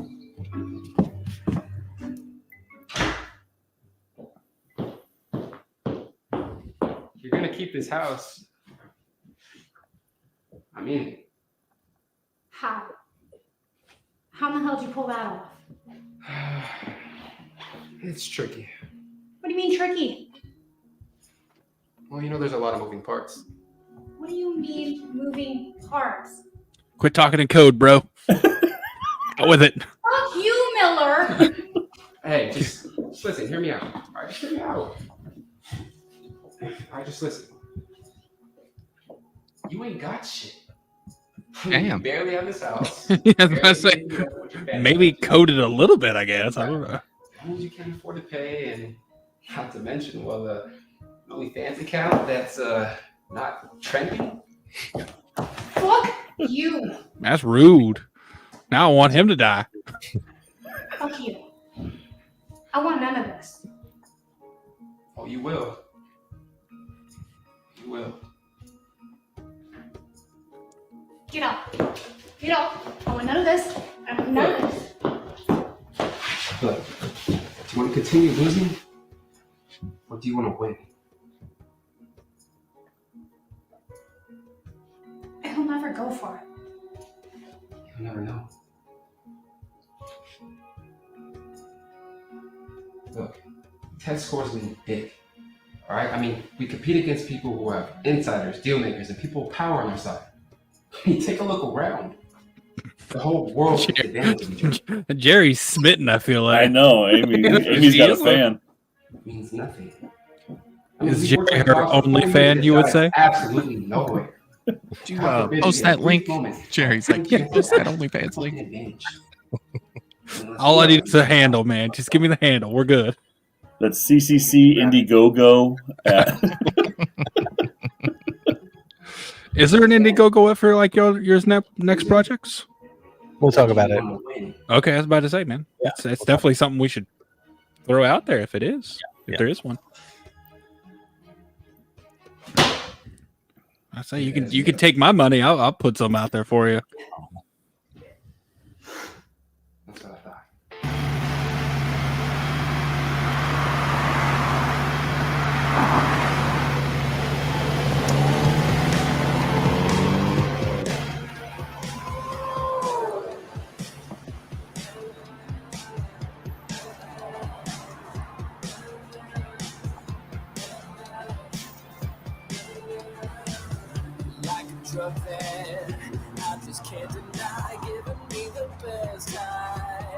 That whole scene is from kind of like Barbarian. With Justin Long? Yes. Yeah. Yeah, I was like, this feels familiar, but I can't place it. Yeah.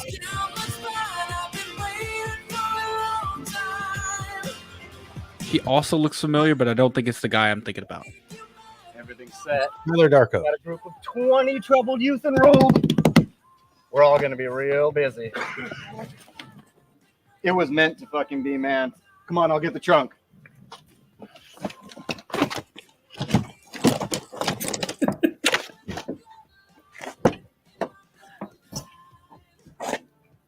Miller, man, thank you for getting me on this team. I really needed this. Of course, brother.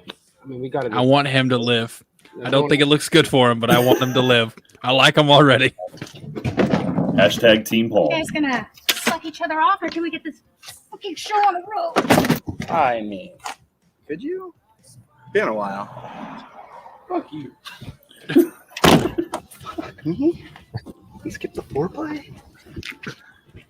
Yeah, I'm on his side already. All right, I guess we can just get this fucking show on the road. Shit, I forgot something. Come on, man. I'll be back.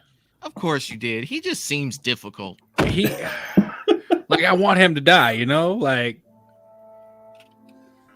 You okay?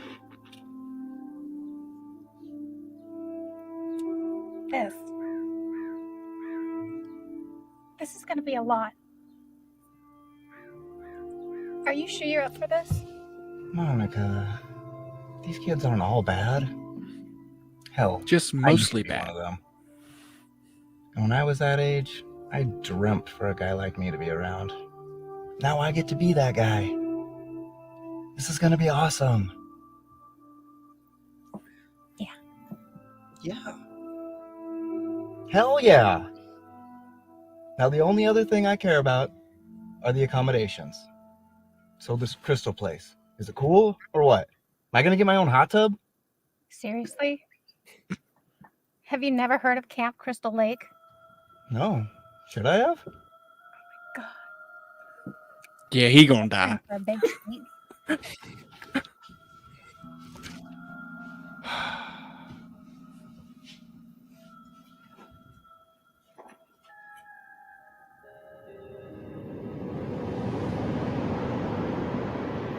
Is that cocaine? I've set up a meet. Crystal meth. Contact. For Camp Crystal Lake. Oh, okay. Okay. The Mayor Mars White understands and is in full support of the opportunities we provide as well. Now, the sheriff is unorthodox, but he gets the job done. Crystal Lake is a finely tuned machine. Welcome to the team. Any second thoughts, Miller? I'm all in.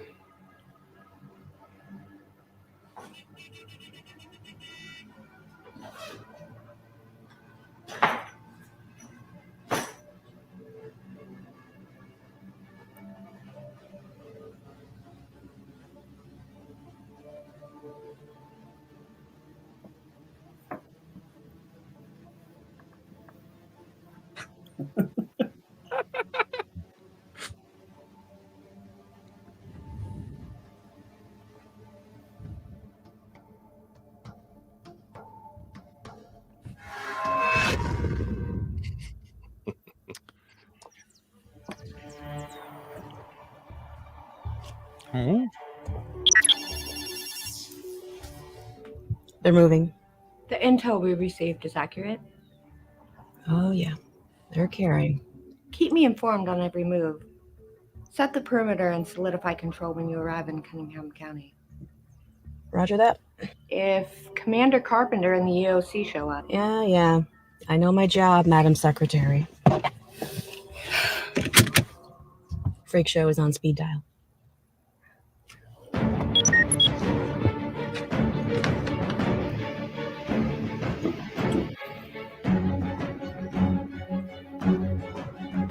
Yeah. So, like, I know I made the Avengers reference earlier. Honestly, these do kind of feel a little bit like superhero films in a way. Like, there's definitely some elements there, like that conversation where she's talking to someone. It's like it's a superhero film. Yeah, that's what it feels like. Yeah. The influences on this are the heroes, the superhero films you're talking about. The Titans are like the MonsterVerse, King Kong, Godzilla, those kind of things. Everything that we've done is a mixture of everything that's ever influenced us filmmakers. So we wanted to try to tie it all in. That's what we're doing. And that episode right there was really tough because I didn't know if people would have the patience for that to set up these counselors. But, Camp Crystal Lake to me and that community is a dirty place. There's a lot of corruption there. And that's what I wanted to kind of show that, the monsters are there, yes, but there's a lot more going on underneath. There's a lot more evil than just what everybody sees. Yes. Yeah. And that's what Mars Griffin, that was his. That was what he was there for. That was what the argument was about. The interrogation. He's doing bad things. Well, he's not keeping a low profile like he was supposed to be. Correct. Yep. He's not falling in line. Yep. So they'll take him out, bring in someone who will. Maybe. Interesting. And I wanted the counselors to be a little different. We always see counselors in the Friday the 13th movies that are just annoying as fuck. And that's, they're so bad. You want Jason to just slaughter these fuckers most of the time. And that's what he does. But, I was thinking about like Flatliners back in the day, where you got these college kids who are actually kind of smart and kind of cool, and I wanted to have like a drama between those counselor characters that are a little different. And that's the storyline. So, well, you all watch this shape. We like to create story. Yeah. We like to create the characters, build them up a little bit. I always feel like grandmas. If a character dies and you give a shit about it, it hits you different. You know what I mean? If you don't care about him, it doesn't do anything. That's 100%, man. And that's something that, is so lost on so many, potentially great slasher movies. Yeah. You know what I mean? Like you can make, the villain look fantastic. You can have the score, but if there's nothing that holds it together, nothing to create that loss when you lose the character, it's tough, man. It's really tough. Yeah. Hell yeah. Yep. Cool, man.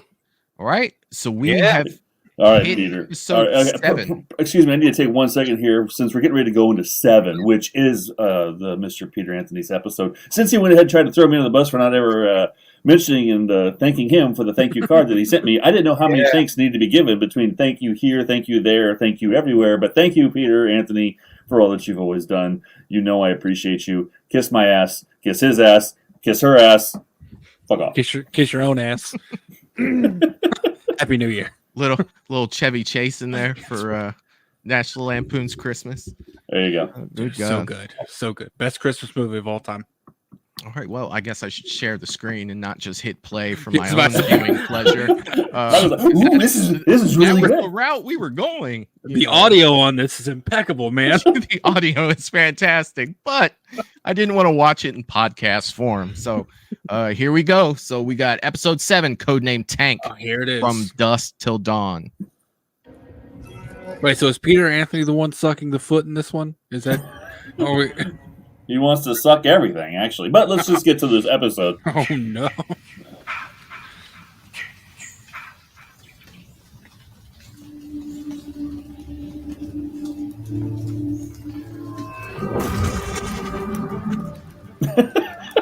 Peter.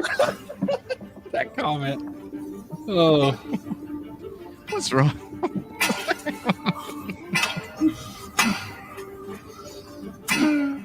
That's so good.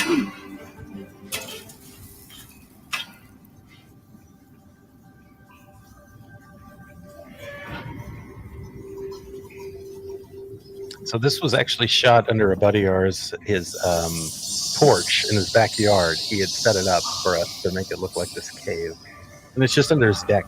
Crazy, Holy creative, shit, weird that's shit. awesome, man. Yeah, it's amazing. I was just wondering, it's like, where the fuck y'all find a cave to film in? Brazil. Under his fucking deck.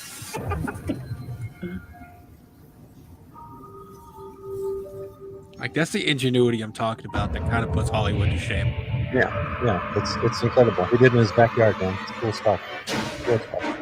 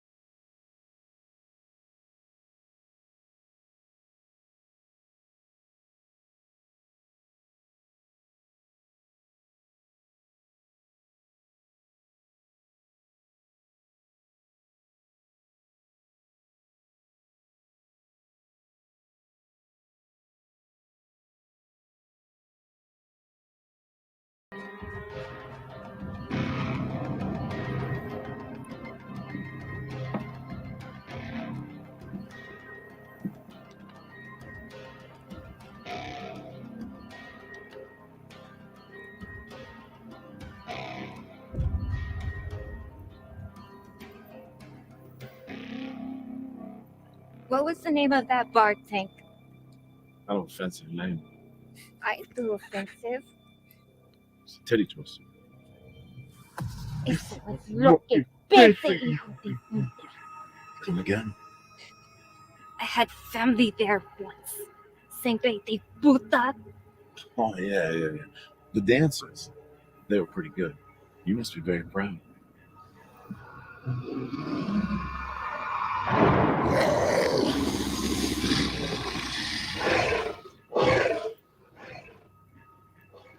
You've got a lot Not of worried girls at all. showing up. Not at all. Like, okay. Honey, I've done this before. you have I love that ass. Before the 47% shows up. Here we go. Go on, Tank.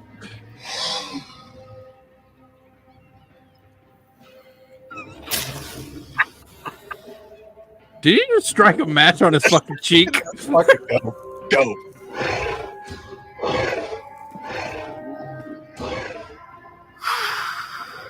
Peter went all out on this one, guys. You got 280 monster.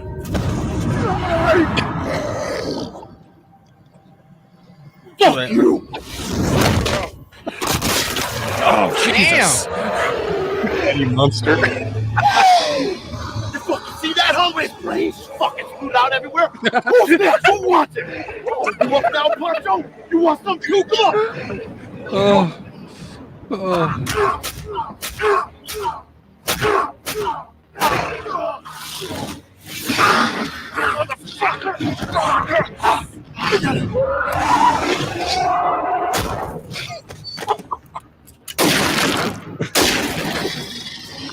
Jesus! Time to die again, motherfucker. Die again.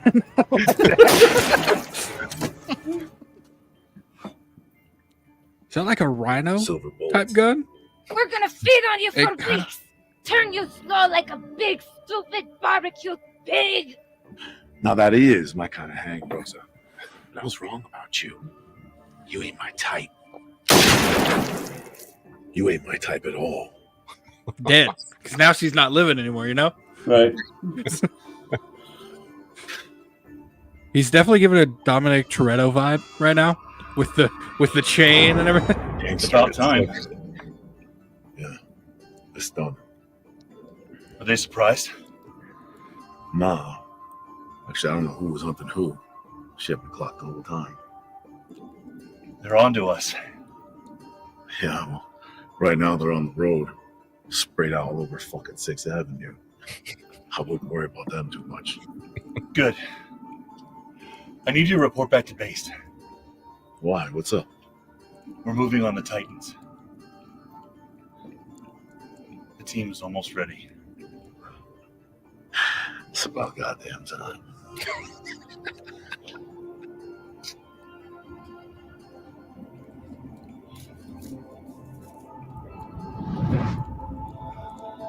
Oh shit! Is that a fucking? Oh It's my only god! one thing that can be. Dr. Sear, are you sure about this? Why do I forget the name of it right now? It's a puzzle box. Puzzle box. Picture box. Then tell me more about these Cenobites and the Leviathan. There we go. Oh, Peter Anthony. So let me tell you guys something. So Peter, when we made this movie, we shot the fight scene the night before. Peter was up here and he was working on another movie at the same time, helping out. And Peter's got really bad knees, right?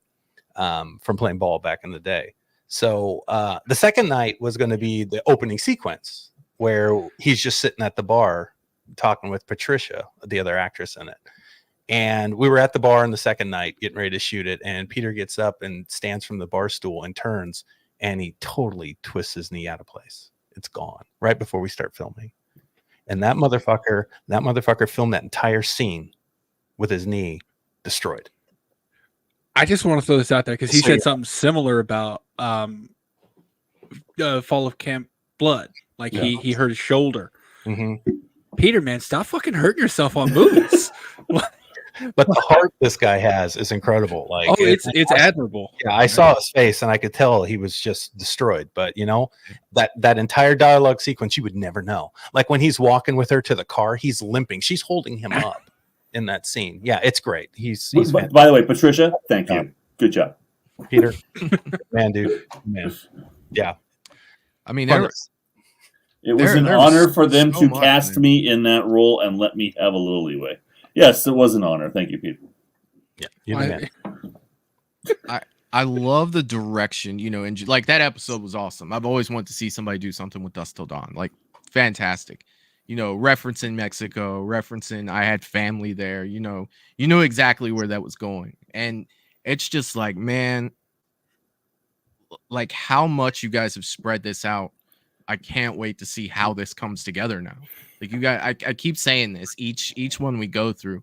You guys have done a fantastic job of building the story around this. Like that's freaking awesome. So looking back, you know, we have Snake, we have the guy from Speed. What was his name again? Razor. You know, you have now you have Peter, Tank. You have Hammer leading it all. Leading it. Yep. And then you have the Avenger girl. Yeah, the with girl. Stone. Yeah. She is. I mean, that's a team. Like if I'm going into Camp Crystal Lake, it's like, yeah, that's a team. I wouldn't want to fight against those two. I mean, those. Wow. I was just thinking like Michael and Jason versus that team. I think it'd be fun, right? It'd be interesting to see. I don't know, man. Michael didn't want a piece of just that one girl when she shot him 6 times and then pulled the shield out. He was like, I'm out. Yep. Like, this is it. I'm going to walk away slowly and think about this. He had to go back and recharge next to some Stonehenge rubble. I just picture, you know, how Michael's all stiff. He goes walking up, sees her, just turns around and goes walking away like the other way. Like, we're not doing this again. Like, no. He just takes his mask off. He's like, I'm just a normal guy walking around. What are you talking about? Are the counselors this way? I'm trying to check in here. Excuse me. I'm just here for the Halloween party. I'm just a troubled youth. Wow, man. That is freaking awesome. But we have made it to episode 8. Yes, Yes. So there's only one more left. Get this. Well, there's 2 episodes left to watch. There's just only one We're gonna available save for 9. this evening. We're gonna save 9. I think they got a good point. We'll save 9. Yeah. Really focus on that one. All right. So this one looks like it's the longest one out of the ones that we watched so far. It looks to be about 16 minutes. So everyone, the Horrorverse episode 8, codename Bullet. Here we go. Also, the directorial debut of our own Steve Eaton on this one, too. Oh, excellent. Nice. So, Steve, sound off in the comment section, buddy. Yeah, let's see what you got, Steve. Very proud of this one, too.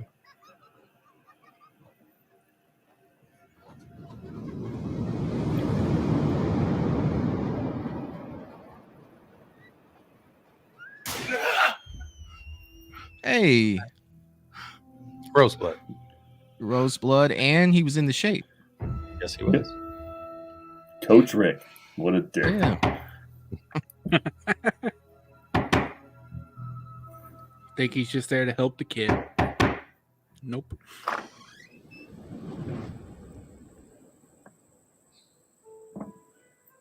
Stone. Bullet. They all Don't have look at such me like that. badass You know why I'm names. here. I was just going to ask you about that. Cut the shit. I know you got enough ordnance to take down a small country. I do. And I figured you wouldn't simply just tell me that you were getting paid to track down a multiversal tomb made of human skin written in blood. Well, I'm not going to say I'm going to do that. Cute, real cute. So what do you think Max will say when I tell him that you're working his intelligence to use the Necronomicon, not to destroy it? Man, I give few fucks about what Max has to say. Did you forget about who you're dealing with? Okay, do you not know what his little circle jerk will do when they find out? They're going to put a bullet in you, David. We use real words here. I was about to say that circle jerk needs to be like that term needs to come back. It's not used enough today. No. A friend would be helping. You're here giving orders. And you know I don't do orders. I'm a professional that you can't fool. Fine. I think Stone's my favorite, not gonna lie. Stay away from it. That's an order. You got it, Miss Stone. I be walking.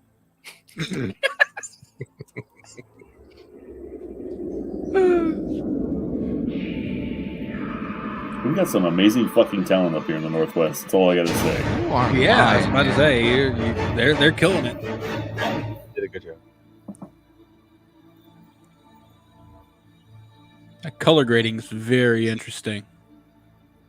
Yeah, I had fun playing with these. I wanted everything to look a little bit moody and different for each individual chapter. So, And that's definitely something we're going to talk. I'm going to bring up later. But like, they all do have their own individual feels, but they all They mesh well together. I looked at color as a character when I was doing this. And if you listen to the score, every character has their own theme. Can I help you? Yeah. First off, relax, man. You're okay. I'm okay. If you can do me a favor, I need you to walk your skinny ass upstairs and grab me a book. We have a lot of books.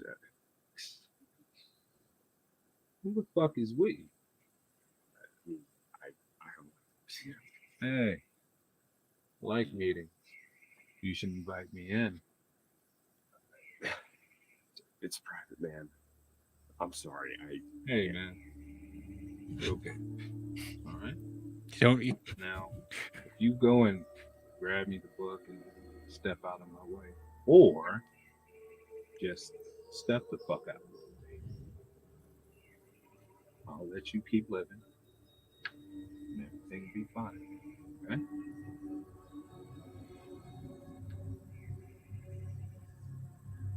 Till the end, brother. Jesus! Bullet don't play no games. This We ain't called motherfucking cotton candy.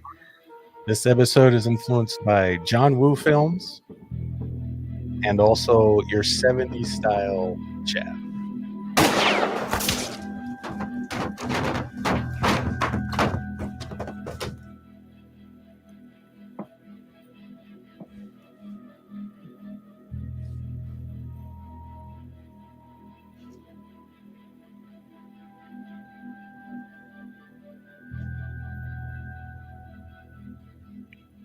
Casually step over the body.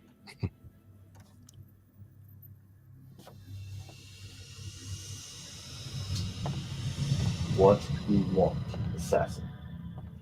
I want the book to give me something.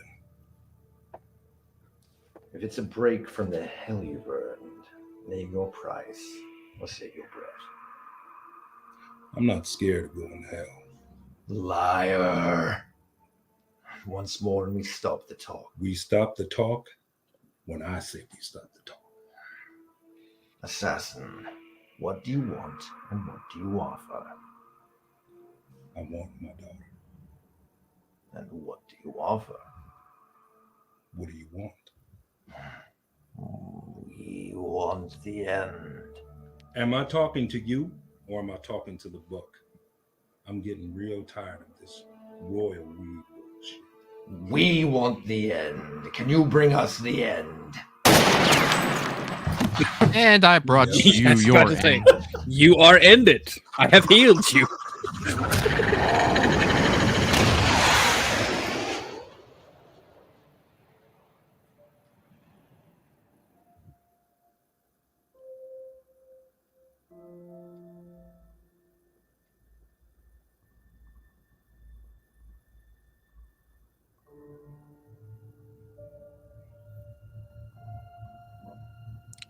It's a really cool shot that I think they've used for Aliens and other movies. Yeah, that's Steve Eaton. He does a great job with visual effects. He does great work. Great work. Yeah, absolutely. Dad? Oh, that's why he wanted it. That's not the way to do it, man. It's okay. Everything's okay. Where are we? We're safe. Let's take you home. Why am I here? I made a deal.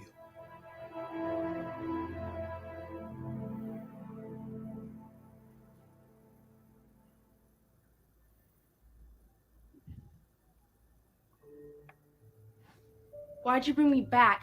I was in the light. You son of a bitch!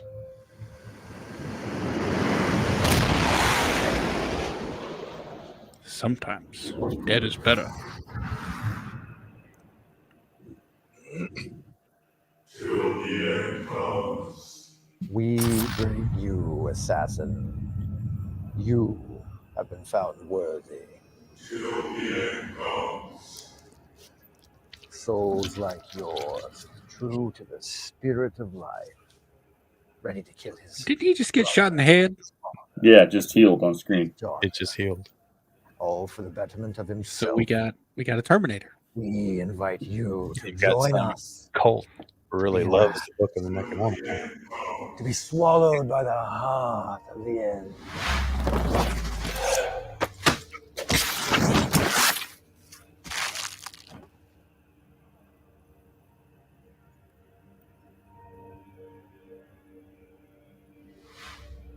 I'll kill you.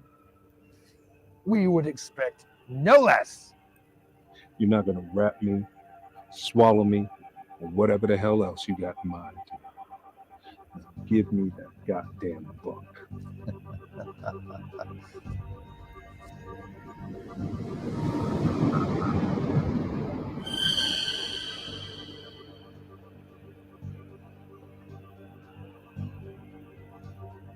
Run.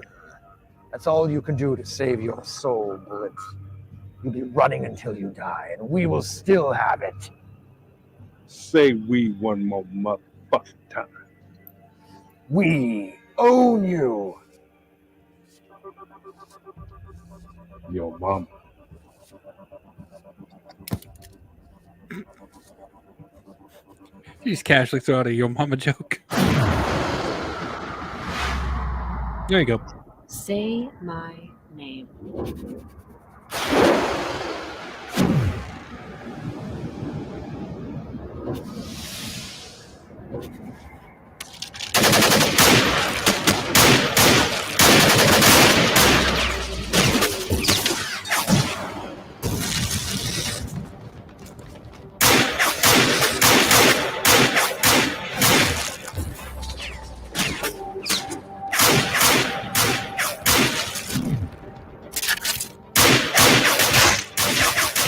Damn, where do these fuckers keep coming from?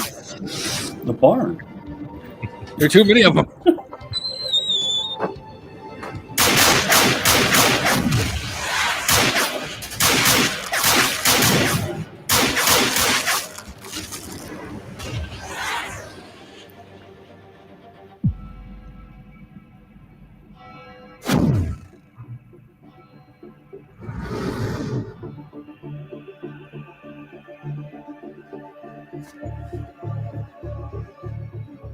In every reality, in every realm of nature and supernature, we will! I'm done with this conversation. Bye. Oh. Yeah. You did it. Good. But will it stay that way?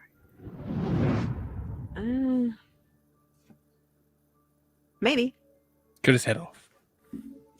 You don't know? Look, death with these things is more like a spectrum. If it's any consolation, it's certainly deader than it was. That's not comforting. I know. The book is mine.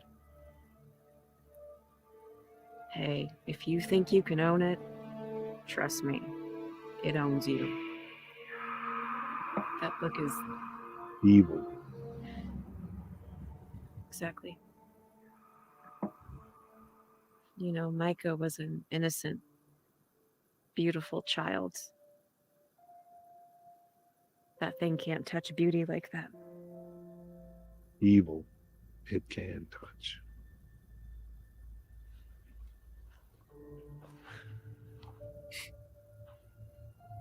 Siri, call the motherfucker. So once she calls him mom, he calls her a motherfucker. I get all the love. You got it? Yeah. I got it.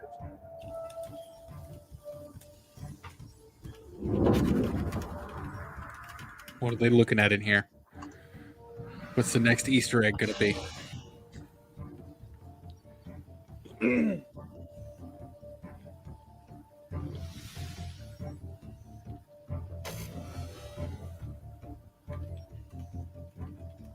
Heart rates are elevating.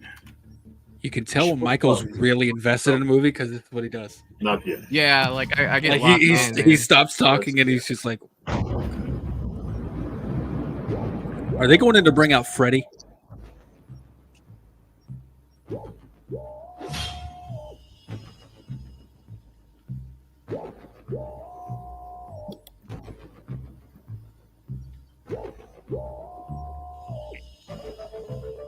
Brain scans are increasing 72%, 79%, 81%. Lower the input level. They can take it. They can take it. Maintain current stream.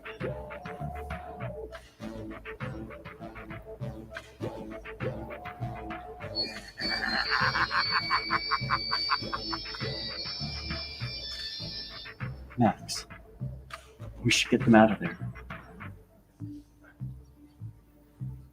This is insane.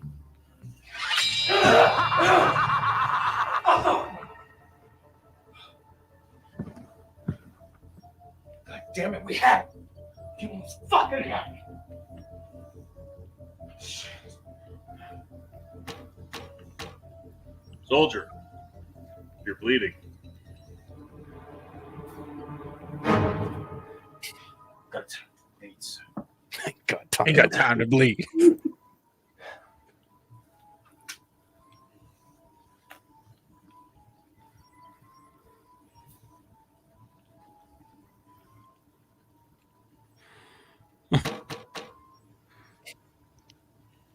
Bullseye, there's no smoking in there. What are you going to do? Charge me with smoking?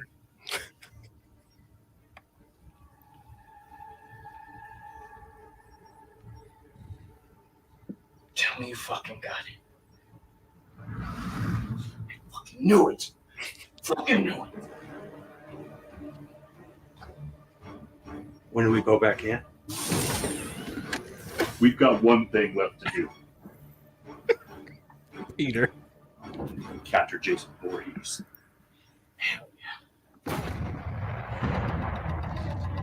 Oh shit. Then there we go. Have a good night, Wayne. Or day for you. Did you Yeah, see you made Peter's us through all 8. Good job, Wayne. Michael, did you see Peter's comment? No, I'll go back to him here in a minute. I get locked into these, man, and it's just like That's good. I'm glad you're locked. If you pulled me in, like that's just how I've always been watching movies. Peter saying most people don't know that Aaron has 4 joints of the CD of Bob Marley's greatest hits in his hair. Freaking guy. That's awesome. So yes, you have officially they've said it at the end. No, we got to go get Jason. Basically, you're gonna have time for this. You know what I mean? But for right now, I'm surprised you even let him in there in the first place before you went to see Jason. But hey, man, that's freaking awesome. You guys, this was freaking awesome. Okay, Great so job. look- First of all, great job. Like this was amazing. And I know I can speak for everybody in the chat. I've been watching these comments the whole time, and everybody's had a blast with this, especially me. I mean, shit. I hear you guys talking, but I'm just like, what's gonna happen next? What's gonna happen next? What's gonna happen? I'm next? I'm trying to keep my dialogue out there too, to try to be like, yeah, this is a live stream. I don't want to forget that it's live. Yeah, I know. But at one point, Michael shakes you off, like, "Shut up, dude! I'm trying to listen." I know, like, hey, God damn it, I missed that part. Hold on, rewind. I'm like, I have to do that to remind myself it's a live stream, or I will kick back into it's just me and do some stupid shit that shouldn't be on the internet or something. Say something that shouldn't be out there. So I'm like, okay, this live stream, yeah. Eric's up there picking his nose, like, Yes. what we got fucking going on? We've been doing this for 20 years. Trust me, I've got plenty of stupid shit on the internet. Bro, I had a work call that I did some shit like that on with a very important customer, but I'm like, okay, live stream. There's other people here. I got to make it so that I know that I'm there. So, yeah, dude, I got a question. So 9 is an hour and 20? Say that one more time. 9 is an hour and 10. Hour and 10. Yeah, just about a little. Well, I think it's a little less than that, but yeah, right around there. Yeah. So how many after 9? How many more are there going to be? We've got episode 10, which is called The Hunt, and then episode 11 will be called Nightmares. And they'll all be similar feature-length films. Yeah, and they're all under Jason Voorhees. So you've got Jason Voorhees, episode 9, Awake in the Darkness. Episode 10, Jason Voorhees, The Hunt, and episode 11, Jason Voorhees, Nightmares. And so are you still, even though those are feature length, are you making those in a month as well? No, those two films. The goal is to get those two out this year. So we're going to start episode 10 probably in late March, early April to shoot that and get that out by summer. And then hopefully by fall, we can start filming the Nightmares episode, which is the final in the series, and hopefully get that out by January 1st of next year. That's the goal. Yeah. Okay. Yeah. Yeah, because it took us. We did one a month, and then it took us 3 months to do this episode. And we have some other obligations we're keeping up with and going through with, so we're getting those things done. And yeah, makes sense. I'm definitely gonna hit y'all up when you're casting for your next ones. I'm just gonna be like, so when's casting? Where's the audition link? Give me some sides. I'll read for you. You know, that's what's fun, man. We actually handpicked everybody. We didn't even do auditions for any of this. I reached out to people I knew that I saw playing these parts, and they just were like, yeah, let's go. Dude, having that network is so awesome. Yeah, it is, and we're blessed to have them. Like it's crazy. Like I said, you know, we've been doing a podcast for 4 years. We got to know everybody in this area and outside of this area, you know. And once you start really talking and meeting people, you start to build relationships with them, and that podcast is a great way to do that. And you can tell who you'd love to work with, and you know that's what we did. You know, I wrote Tank specifically for Peter. You know, I couldn't see anybody else playing that part. It's fair. It's fair. Yeah, you know what I mean. He fit it really well. Yeah, that's that guy. You know, and that was a fun thing too, because you know, you look at Peter; he's only been in a few things. You know, where he faced off against Jason in his movie, and then also in Vengeance and stuff like that. But briefly, he's been so involved with all these Friday the 13th films. Aaron reached out to me and was like, "No, I want you to be in the movie. I don't care about any of the other shit you do. I want you in the movie because you have such a character to yourself already." He's such a presence, and I wanted that. And you know, and I think it was in Vengeance when he has a square off with Voorhees in that movie, and you have that one shot of both of them looking at each other. Wait, it's more like this. Well, you know, I really wanted Peter Anthony's character to be bigger than life in the Horrorverse and have a one-on-one with Jason one day that you could actually go, okay, yeah, now I'm satisfied, because I was unsatisfied with Vengeance and their one-on-one, if that makes sense. I need more than that. Peter Anthony can take fucking Voorhees. Let's go. Or I think it depends on the Voorhees, I feel like. Well, and that's the fun part with our movie. Our Jason evolves. So the Jason you meet is not really the Jason that you're expecting. So that's what's fun about it. And I think it helps sell a lot of the confrontations that you're going to see. Yeah. So that's why there needs to be 3 Jason Voorhees movies for us. We can't just have the Voorhees we know today. We got to let's go back to 2 for a minute, when he was a little more, you know, like a person, you know. Yeah, when he popped up as Sackhead Jason. Woods guy. Yeah, the Woods guy. Yes. Yeah, I saw Sackhead Jason. I was like, oh, I wasn't expecting that. Okay. Well, I saw that you guys had hinted to it in the first 2 episodes. Like in the Evil Dead episode, they looked at the computer, you saw Sackhead Jason. Yep. In the Escape from New York, you saw it again. You know, and then when we got to Friday the 13th, Sackhead Jason showed up. So I was like, okay, well, I see what you did there. I see, you know, how you're building this. And man, there's so many things with this that were fantastic. Like the way you pulled everything together. And I know that this is on repeat with me, but that's the thing that's getting to me the most. The thing that I want to talk about the most is how you managed to pull out from all of these different stories and make it all tie into one, man. That's not an easy job to do. You know, that's not, because some of these are very different types of movies. Yeah. You know what I mean? They fall under the umbrella of horror. Yes, they do. But, you know, there's a lot of different types of horror. And you found a way to pull all of these fan favorite type, you know, movies that we grew up with in the 80s. You know, you had Evil Dead, you had Escape from New York, you had Friday, you had Nightmare, you had Halloween. you know, and to pull all that together the way you guys did, that was absolutely fantastic. And it leaves me like, what's going to happen next? And I know that that's what you're going for, you know, with the audience to be like, okay, they're invested, you know, and not only that, it gives everybody, like, you know, say Eric's a Michael guy, you're a Evil Dead guy, you're a Dusk Till Dawn guy. It gives us all something to look at and be like, hell yeah. You know, well, unfortunately, Eric, we don't have Ghostface in there yet. I'm sorry. It's fine. I'm sure you'll get there. But I was gonna say that too, Michael, about like giving everyone some love, because I was thinking about it. I'm like, if you ask someone to name like 20 horror franchises or series, I would almost bet that, I mean, fucking From Dusk Till Dawn wouldn't even been brought up. Like, it's one of those ones that, like I said it before, it does not get enough love. No. But I'm really happy that you're showing love to all these different things. And what Michael says, absolutely correct. Tying them all together in what a story that works. That's the thing. You can do it in a shitty way and try to force it, but like it feels natural the way these things are tying together.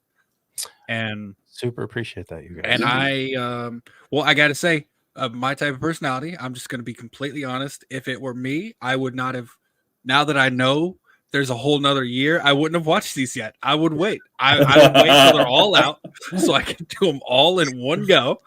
And that's just the type of person I am. Like, there's a new series out now that my fiance's watching, and she's like, "You want to watch this episode with me?" I'm like, "Nope, gonna wait till it's all out, and then I'm gonna binge it all in one day, so I don't have to wait."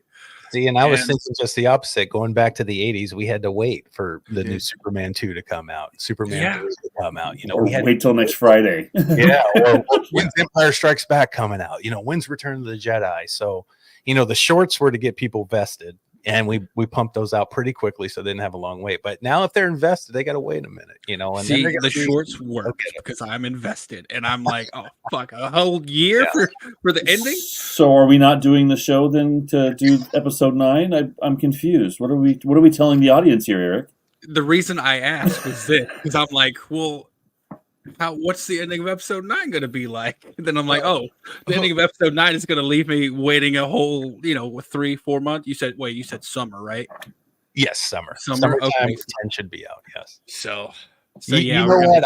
I think the ending of 9 will satisfy anything that you're lacking, and that's what's so cool about it. You're going to get some confrontations that will satisfy your need until you get to 10. 10 is our Predator movie, and I can't wait to get that out there. I mean, there's a lot of films that have influenced us, like you said before.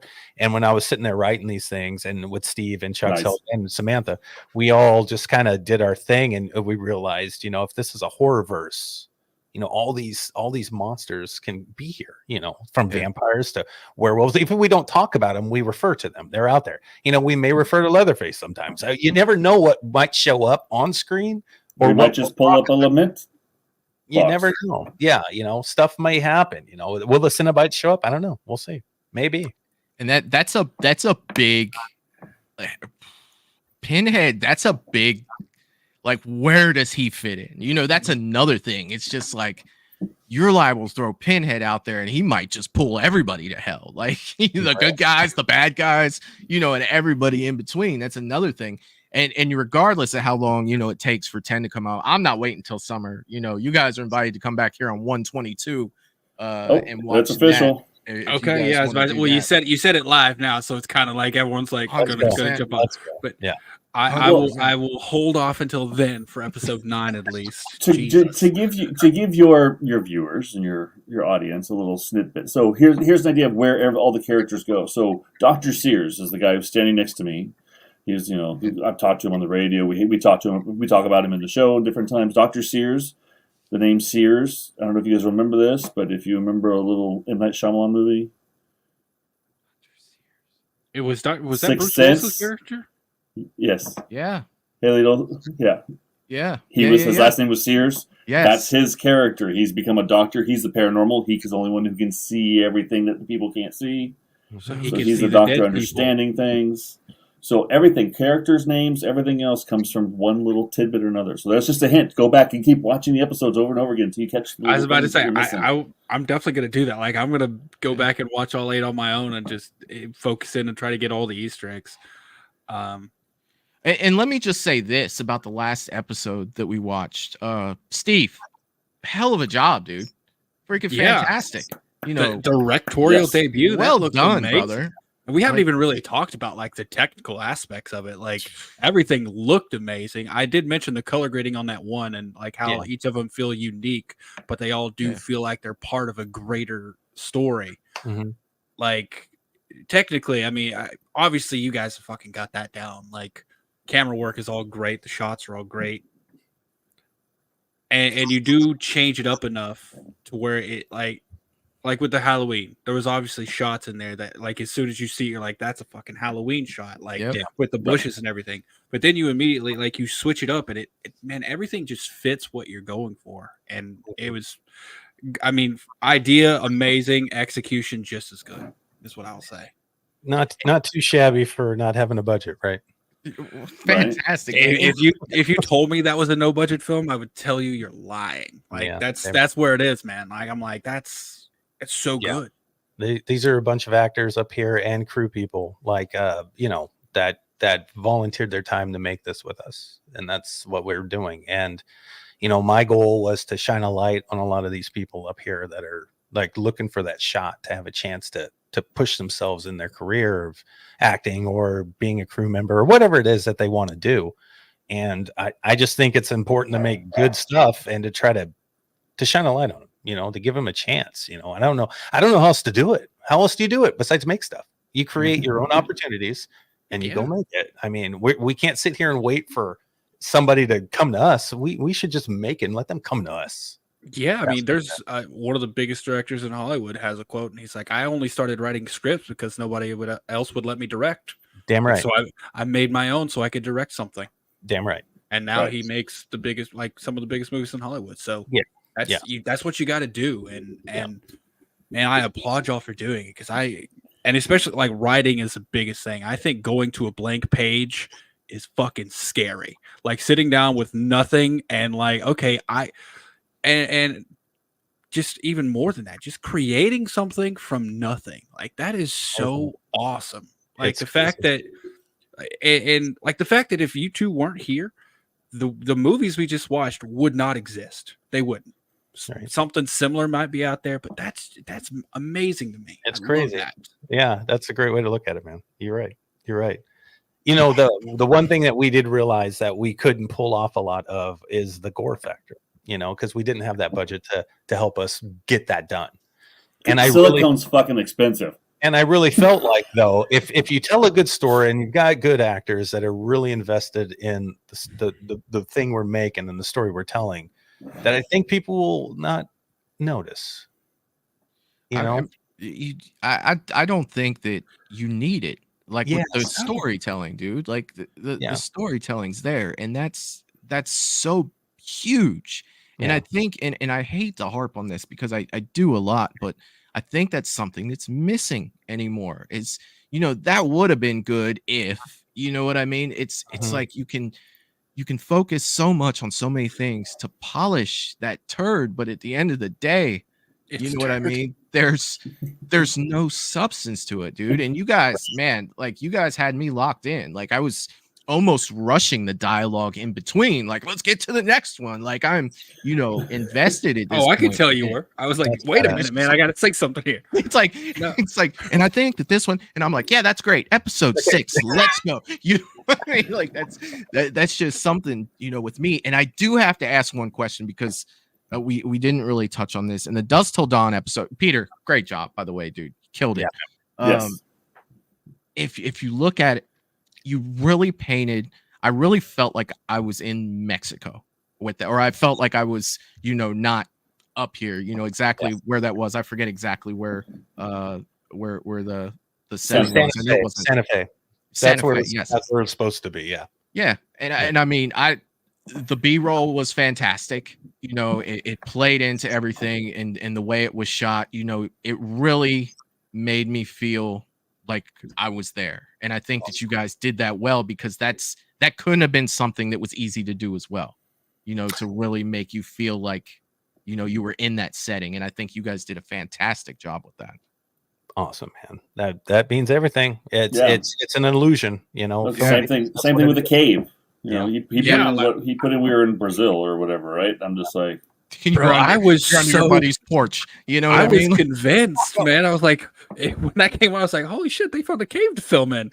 Like, it looked great. And I mean, that's obviously you can do some stuff in post and in camera with that to make it look a little better, but it looked great. And like, I love the ingenuity that goes into doing that.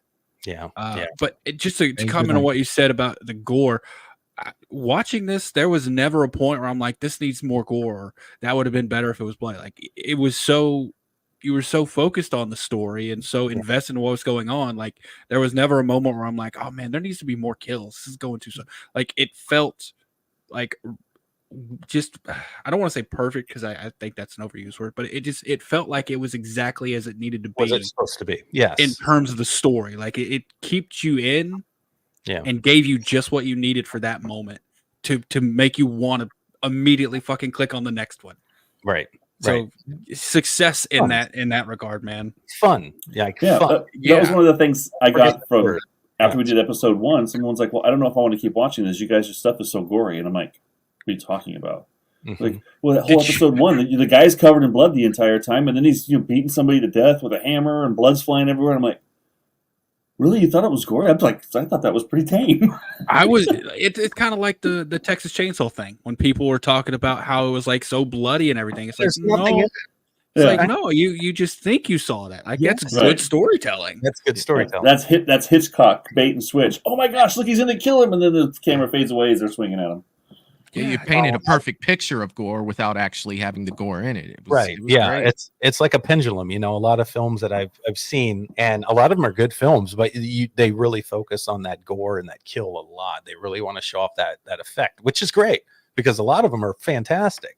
But sometimes it's lost. They dive too far into the gore where it's like, okay, I know it's there. Okay, we can pull the camera away from that now, and They really want to show off their work almost. It's like there's nothing wrong with that, but at the same time, I think if you balance that spectrum and you flip it and you don't focus on that part of it and you do the story and the characters and you focus on the actors and give them that platform to perform, you'd be surprised what you can get away with not doing.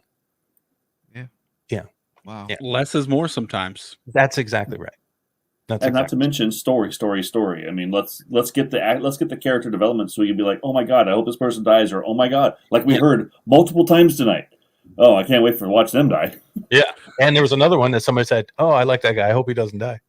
That was me. I'm like, that was for hashtag Team Paul. Yeah, that was for everybody loves Paul. And like in setting up those characters and giving them that is amazing. And that's something I'm going to be honest. I think Friday has some forgettable characters in the past.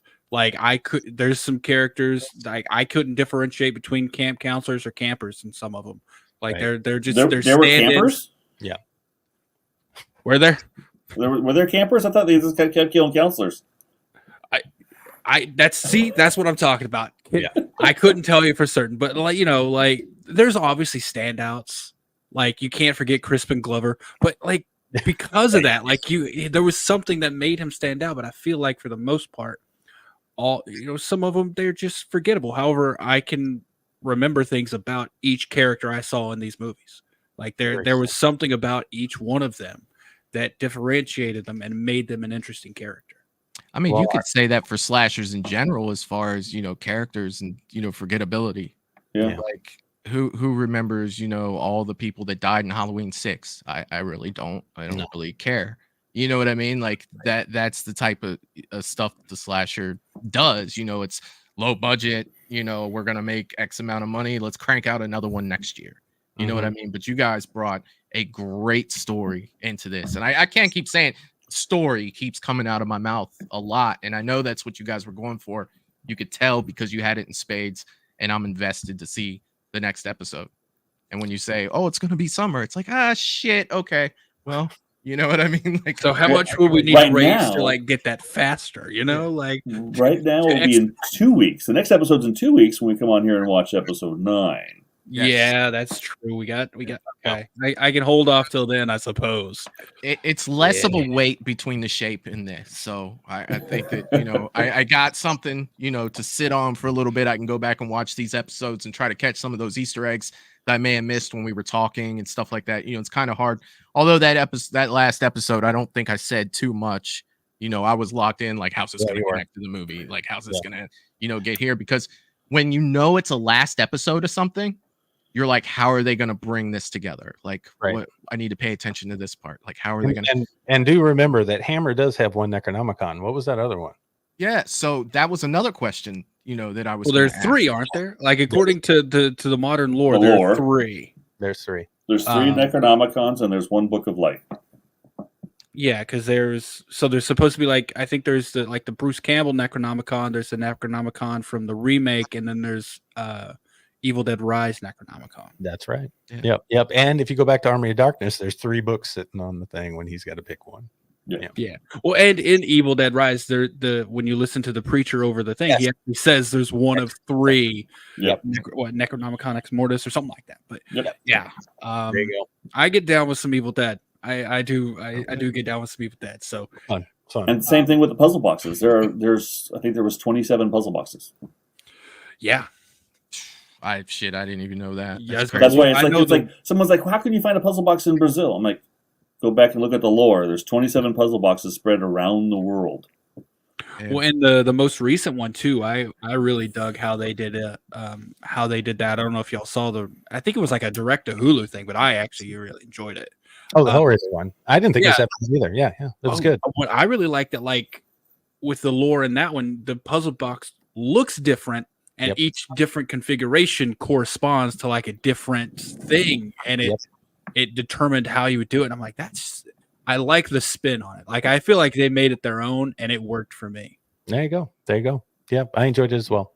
But they did take it in another direction, and that's the fear a lot of times, I think, with fan films, because they have an expectation. So taking a chance on some of these things that we've been doing, that was the question: will the audience respond? Will they like it? I don't know. How will they feel if we kill a child right in front of them? Not really. It was off screen, but still, like when that woman went at her baby with a tree branch, I'm like, are you kidding me right now? By the way, that was his auntie, who is now referred to as bitch. Yeah. I'd love to go back and just see the reactions on our faces when that happened. Like that, because I went back, just to talk about our last show when you guys were here. And I did cut that together, and I put it on TikTok, but I didn't put it anywhere else yet. Of our reaction when Grandma, took that blast. I mixed it in with us talking in the beginning, and Eric had said something about, she's a good grandma. Like, I don't want anything to happen to her. And then I put in the middle of it and says, and a few moments later, you know what I mean? And then she just gets blasted to shit. Like, it was so good. Like that. To be fair, that's what I was presented with, a good, good family loving grandmother. But then, and dude, you sent me a screenshot of our like the moment that happened, and all at that there was 5 of us on that one. Yes, all 5 of us make it tonight. Yeah, all 5 of us had a different reaction, but they were all like, "Oh." Yeah, I think my jaw was dropped. You had a big smile on your face, Eric. Brandon's kind of like, what the fuck's going on right now? Aaron has a face like, you know what I mean? And Chuck's down there smiling. Like, I did it in a strip. It was freaking hilarious. I'll try to put that in my community tab somewhere. I was about to say, I'm looking at it now, man. Yeah, it was so good. Can you send that over to me, and I'll put it up on screen so everybody can see that. Can you send that on here? Hold on a second. That was so much fun. And again, you guys, like this is a blast. Like this is an absolute We're running blast. out of shock and awe, though. We killed a grandmother. We killed a young child. I mean, what's left? What can you shock people with killing? I know, but it's war. No, that's not what I was gonna say. I was gonna say like a handicapped person, like like someone in a wheelchair, like the nicest person in a wheelchair, and you just like decapitate or push them down a flight of stairs. I mean, Friday already did that. Yeah, I mean, Jason, he macheted him to the face and then let him roll down the stairs. That was kind of savage for 1982. You know what I mean? Like, roll too in the rain. Brutal. That's brutal. That was kind of brutal Well, for 1982.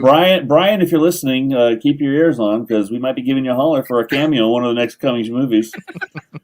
Brian's one of our actor buddies that we had in one of our previous films. Michael, I just sent it to you on Instagram, man. If you want to grab it and okay, yeah, I can do that. I just want to show everybody our faces because it was, oh my god, it was so good. I sent it to a few people. I've got it somewhere, but You didn't send it to us. No, I didn't. But you're about to see it now for sure. It was. Chuck has like the most stoic reaction, like, yeah, kill Like, that grandmother. It's actually gonna happen. Like, yes. Hold on, just give me just a second, you guys, and I'll get this. Of course, Aaron is like, he's like, yeah, this is happening. You're just waiting. You're like, here comes he's the watching reaction. for the reaction. I love Yeah. it. Yeah, there's nothing better than watching people watch movies. I do it all the time, and it's not just the movies we make, but like if I've seen something and I go to my, my fiance or Samantha and I talk with her, I'm like, hey Sam, you got to watch this movie, and she's like, yeah, okay, I'll watch it, and I've already seen it. I'm watching her the whole fucking time. Watch this movie. Which is, by the way, it is annoying having somebody stare at you while you're trying to watch a movie. Yeah, it's fun. It's fun. I love it. It's better if you do it this way, right? Because you can't really tell like which screen I'm looking at. Like I'm watching the movie, but I can also see the little squares with us. So right. That's a way to do it because then you can't tell. Speaking of looking at people, here were our reactions when that happened. Look at Michael. That was in the middle of my what? Yep. Dude, those are great. And it's Dude, so it good. was so much fun. It was so much fun. I wish I could blow it up bigger. I don't It's know. perfect, I'll get it up somewhere. But I mean, it was just guys. Like that shit was so much fun. One Like, of the top. I think that's tonight. one of the top 5 moments I've had on these things. Just that moment, and like everything coming together with what was said previously. Definitely, for me, definitely a top 5 moment of doing these things. That's badass. Good. Thank I you. love it. I love it, man. I like that. Right up there with Jason just bitch slapping someone, man. We talk about that every now and then, but that one was it's hard to judge. I think Grandma getting blasted was probably the biggest shock that I've ever had doing a live show on any stream that I've been on. Like you want to talk about, something coming up and surprising you. I've done a lot of watch parties, on other people's streams where I sat there and I'm like, oh, I wasn't expecting that. But I don't think that my face has ever made that jaw drop more like than that night right there. And it was just it was so awesome. Like especially to get that reaction. I can only imagine the people watching, at home in the chat, what their face was like as well. Right. But It's a memorable moment. It's a badass. 100%. 100%. Love it. But for this show tonight, guys, we've gone almost 3 hours. We're running short on time. I'm going to go ahead and wrap this up for tonight. But I'll talk to you guys backstage for what's up, Eric. Did y'all have an Indiegogo you're setting up? Sorry. Oh shit. Well done. Yeah, I'm gonna actually probably start one here really soon for episode 10 so that we can get some of the locations that we need. We need them to really pull off what we're doing. And yeah, once that's up and going, I'll let you guys know, and we can start plugging away at it. But I've got some ideas to really try to do this. We tried to do a Indiegogo prior to the Horrorverse, and it didn't do so hot, but I did it all by myself. And I learned a lot on that one. So I think I'm ready to go and kind of push this a little bit. We don't need a lot. We just need a little. Yeah. We can do a lot with a little. Put it that way. Well, definitely. I'm going to be as bold to say we can do more with a little than a lot of people do with a lot. Yeah. Oh, I can see just that. from seeing what you've brought out already, man. I can. It's very believable. I don't want to speak for Michael, but I know I'll advertise anything I can for you on my channel. Appreciate that. Yeah, and I'll definitely donate, man. Y'all put out quality content. You deserve any help you can get on these things. Well, it's these people that are volunteering there. Their time is valuable, and they deserve to be compensated for what they do. And I think if people are enjoying what we're making, you know, supporting them would be awesome. You know, that'd be something I'd love to do. So yeah. Just let us know when it's up. If you know Yeah, you man. guys when you guys come back in a couple weeks, if you have it ready to go, I mean, we'll advertise the hell out of it on here for you. Right on, brother. I appreciate that. Or just even after, you know, shoot me an Instagram message, shoot Eric an Instagram message, man. We'll put it out on social media. We'll talk about it in our shows, dude. Like, definitely want to support you guys because it's fun, man. You guys are good guys. They're making good stuff, dude. And yeah, 100%. We Definitely appreciate put you that up guys there. very, very much. Thank you. Yeah. Been a lot of Good call on that, Eric. Yeah, Thank well, you. I wanted to make sure. I was like, I know there was something mentioned about it earlier, and if we can, that's what this is all about to me, man. Just getting eyes on these things, giving these people their flowers because they deserve it, and if we can help get more made, I'm 1,000% down for that. They're going to promote it because they want us to make episode 10 faster. Yeah, hurry damn up, right. dude. You're Just damn right. scroll right through everything. Damn it. So read my lips.